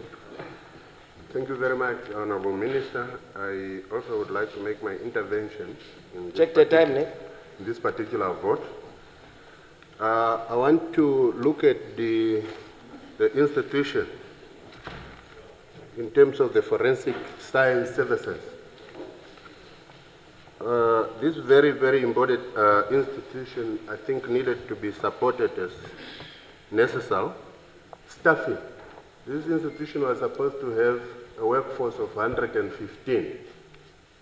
And as we speak, we are about, or it is about to 73 or so.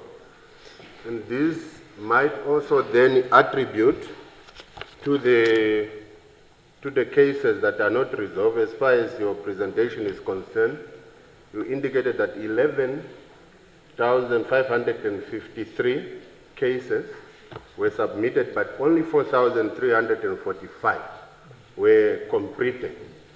We then need to ask ourselves a question: what are the implications then this staffing have into this particular aspect? And I think in the interest of time, if we can also look at best way to capitalize in that regard, and we can make use of the recruits, the new recruits, that we require them to have grade 12 with A+ or so, they can be able to be trained so that this particular institution is functioning at a very optional position or capacity. It is one of the key, and it must be supported, Honorable Minister. I so thank you. Thank you. Honorable Kalangula. Yeah, thank you so much, Honorable Deputy Chairperson of the Whole House Committee. I shall rap like Buster Rhymes due to time. But on vote 39, Honorable Minister, I just want to find out about your personnel expenditure, which is 82% of your budget. I just want to know if compliance is really adhered to when specialized recruitment is done, especially for technicians, pilots, divers, because this has a tendency of not following the SOP in place, and as a result, the psychometric tests need to be done. And I'm being informed that these psychometric tests are not being conducted somewhere. Perhaps if we can avoid quantity over quality through that one. And it is important to note that safety and cost cutting is by recruitment on merits and not by who you know. On flight safety and air support service, if I give you an example of the Babwata plane that crashed in the strip there, it was in relation to relationship problems of the pilot. But we have a problem where we have a crew resource management where we put crew that are in a relationship together. That is a compromise of safety. We need to separate that because it will happen one day that we provoke accidents in the cockpit. On farms, page 536, Honorable Minister, prisoners meal 45 million. Perhaps an example on correctional services can be taken. I understand that the police has farms like in Omaheke. If we can use that also to exemplify and of course feed these prisoners instead of spending this whole amount of money. On immigration, Honorable Minister, as I conclude, we have a problem that is brewing in the truck industry. Some of the truckers are feeling that their jobs are being taken by foreigners that are staying here illegally and overstaying.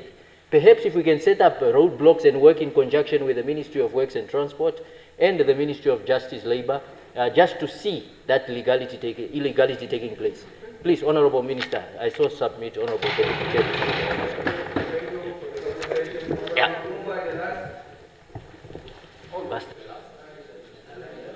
Honourable Kumbwa.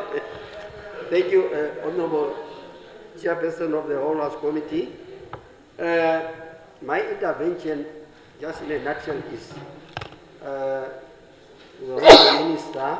I know Umkwanilwa, if I'm correct. All right.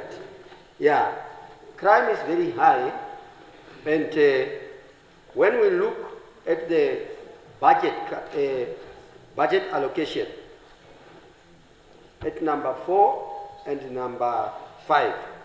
Number 4 is combating of crime, and which number 5 is VIP protection services. I think it's very important that we also consider reserve police. We must come up with something that motivates these young people who are engaging themselves in crime to be in reserve police. So it can help us to combat crime since we don't have enough money. Police are footing to arrest criminals, which is not recommendable. So this allocation should also talk to the reserve police. And also on 05, VIP protections, does this money cater for members of parliament? I know we are protected during this time, during sitting times, but after hours, despite that we have these VIP stickers, are we also included in this protection after hours? Thank you very much. Thank you. Thank you. We have now disposed of, and I will give Honourable Minister the opportunity, 10 minutes, Honourable Minister, with Duri.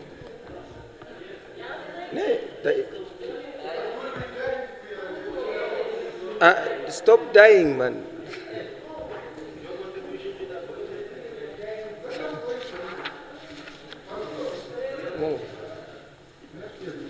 Thank you very much, Honourable Chairperson of the Whole House Committee. Honourable members, can I be protected, Chairperson? Yes, yes. Kalola, President. Let me start by appreciating all of the contributions that were made, advices given, questions posed, which I would try to respond. I don't know if 10 minutes is really sufficient, but I will go as far as I can. And in case if I don't respond to your question, please, we will find each other at the coffee table, even at the ministry. The first question from Honorable Nashinge, it's rather a concern on the patrols and the reduction in terms of vehicle provision. Of course, we have a few vehicles provided for in this current budget, but the previous two budgets, there has been a number of vehicles that were procured and dispatched to the regions. If I may recall, under the current financial year, there has been over 120 vehicles procured for police, and each region got 8 vehicles. This was an infuse in the already existing, and maybe just to share with you that since we have struck this collaboration between our two institutions, we have a maintenance unit of the correctional service that have a full division that deals with mechanic, that are now assisting us to look at those grounded vehicles. If perhaps it's an engine or it's the body that is wrecked, to see how they can combine. I visited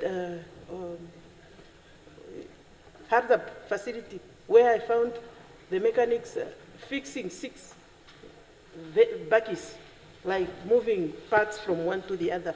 Those are internal kind of collaborations that are assisting us to ensure. Of course, the pedometer sometimes have exceeded what is required, but because of the circumstances, it's better to have a bakkie running, even if it is in a very serious situation. At least they can attend to incidents here and there.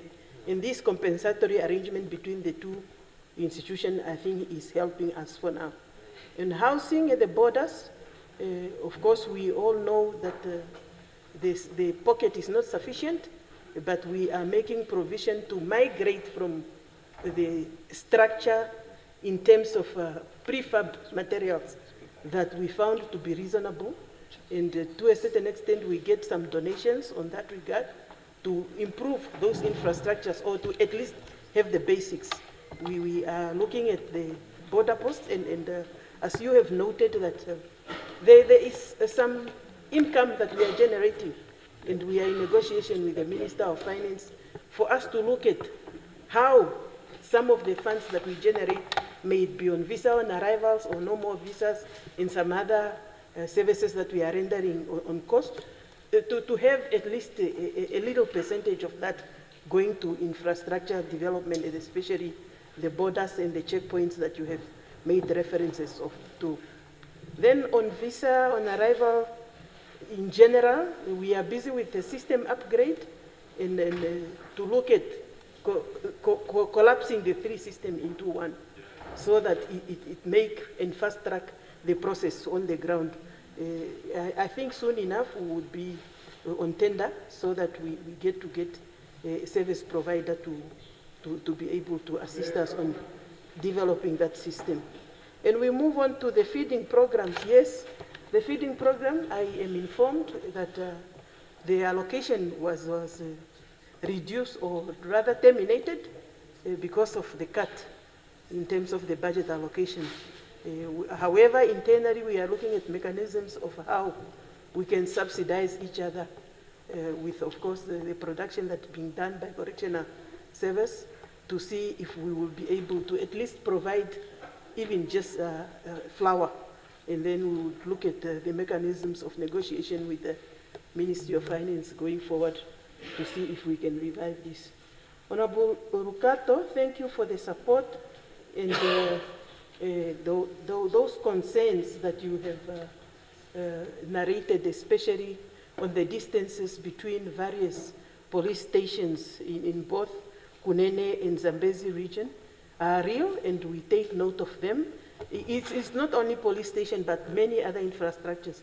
In the Kunene that you're talking about, we even have a challenge. As big as it is, we do not have a border point. And we know we all have families and relatives on the other side of the borders. And we are working on putting up not only the border points, but also the police stations, because we want to, going forward, have an infrastructure that's safe for all purposes. If there would be a border post in Onungurura or in Mushangara, those are, I'm picking the ones because those are the ones that we have identified, or in Cheto, or any other place that we have identified, then it should be able to serve all purposes, such as we are saying every other border point, we should share infrastructures that are there. If it's road fund administration, NAMPOL, Ministry of Agriculture, immigration, it's one government at the end of the day. And we are encouraging that let us share whatever we have there. The livestock issue is a big concern. You are aware as at now that the Zambians are going to elections. At this point in time, the cabinet is dissolved. We were already due to go to Zambia to engage with the minister. But up to this point in time, the ministry is being taken care of by the permanent secretary, but our officer, the regional commander on that side, is in engagement with his counterpart on the other side. But as soon as the elections are done and we have a new minister, we will pick up this and have that discussion taken up at that level. Honorable Ihemba, of course, yours is to look at the distances between various places and points of registration. When the budget permits, we build and develop sub-regional offices. But also, like for the previous year, we were only able to do it in Ohangwena and in Karasberg. But what we are encouraging is outreach activities. We are saying at any point where you have more than 50 recipient of documents, various documents, birth certificates or ID, because we even have a mobile team for ID registration for now. Please notify us through the nearest office so that we can send an outreach program. We are even sending to school because we noted that especially the grade 10 and the grade 11s, they would be required to have the national identity documents. So if the school notify us and give us the number of learners, we send the teams there. And that's what we are encouraging because we will not be able to build offices everywhere. Then we move on to Honorable Shitana, the kids that are roaming on the street. I don't know now, there are two categories of kids roaming on the street, Honorable Shitana. There are kids that are Namibians that are supposed to be taken care of by us in the Ministry of Gender. And then there are Angolan kids that we all know that are a challenge. Of course, we have attempted, and I have said this in the past, to repatriate them, which was done quietly, but it did not work. As you noted that they returned. And now we are taking up this discussion at the higher level of their government. And please bear with us, together with the Ministry of International Relations and the Ministry of Defense and the Ministry of Gender, we are in those discussions. And perhaps sooner than later, we will find a long-lasting solution to those children. And the issue of accidents. The accidents, we are also taking up the project of Smart City, which is introducing the cameras in all our various main centers and roads, so that we are monitoring the incidences and accidents as they are happening. Then already at the main center, you will be able to see what is happening. Of course, it's a long program that will require a lot of funds, but what we can say now, there is also arrangement between us, the Road Fund Administration, and the Motor Vehicle Accident Fund to acquire some of the equipments, the Jaws of Life for that matter and others, because now they are brought in on request. We have noted that with the Ministry of Works, together in collaboration, there is a center being built nearby Ochivarongo, where we are trying to equip, because that's the central zone for many of our accidents, to have all those equipments at hand. And when the budget allows, we would have them in various main centers, so that our response would be more faster and also be impactful. Then we move on to Honorable Kangulu. Honorable Kangulu, yes, this is a forensic science, is a specific specialized kind of skills. The challenge, it's a skills deficiency. That's why we only have 73 members as at now, but we are encouraging our young people to take up studies. You know, some of these are scary. This involves also the postmortems and all this. And many of us are discouraged to participate and engage in those activities. And let us encourage our young people to take up studies there. Honorable Kalangula, on personnel expenditure and the compliance in recruitment. As far as I know, our recruitment goes through all the necessary processes. And if there is any information of any process being compromised, we would glad to receive that so that the cases can be investigated. But there is a compliance, especially from the safety part. There is a serious process that is undertaken to ensure that we get the right people in the force and in the service. And the flight safety, you made a comment that I don't want to react to. That sounds very personal, but perhaps this is information that you need to bring to the attention of the office privately. Then we can look at the way forward. Finally. Yeah, give me just 2-3 minutes. The production, the example to be copied by the police from correctional service, they have started. Police are more strong in animal husbandry than crop production, but they are also then starting with baby steps on crop production in some of their farms. But they are more stronger. They are doing very well in animal husbandry, and they are complementing each other in terms of supplying some of the food stuff. The truck industries, it's inhibited by the lack of enough officers for immigration. But we are also knocking at the doorsteps of Treasury to look at increase in the recruitment of immigration officers going forward, so that we can have them at all points, and not only border points, but all stop points within the various roadblocks that we have. Finally, Honorable Kumbwa, the reserve police, we are encouraging all of us, if possible, to become members of the police and be a reserve police officers.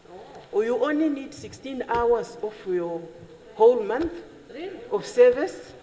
You go and register, you go through the normal vetting, and when you are certified, you join the team to conduct some of the activities while you are on training.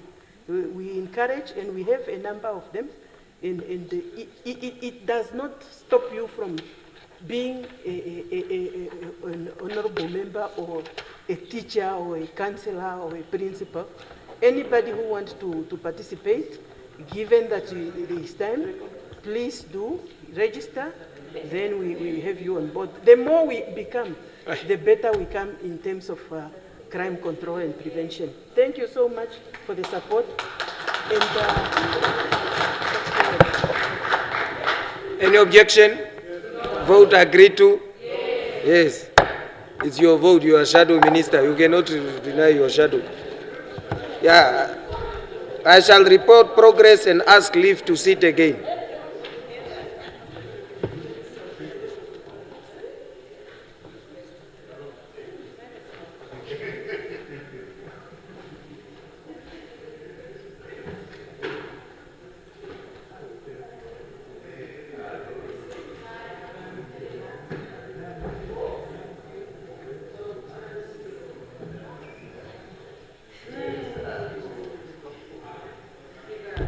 Honorable Speaker, I report progress and ask leave to sit again.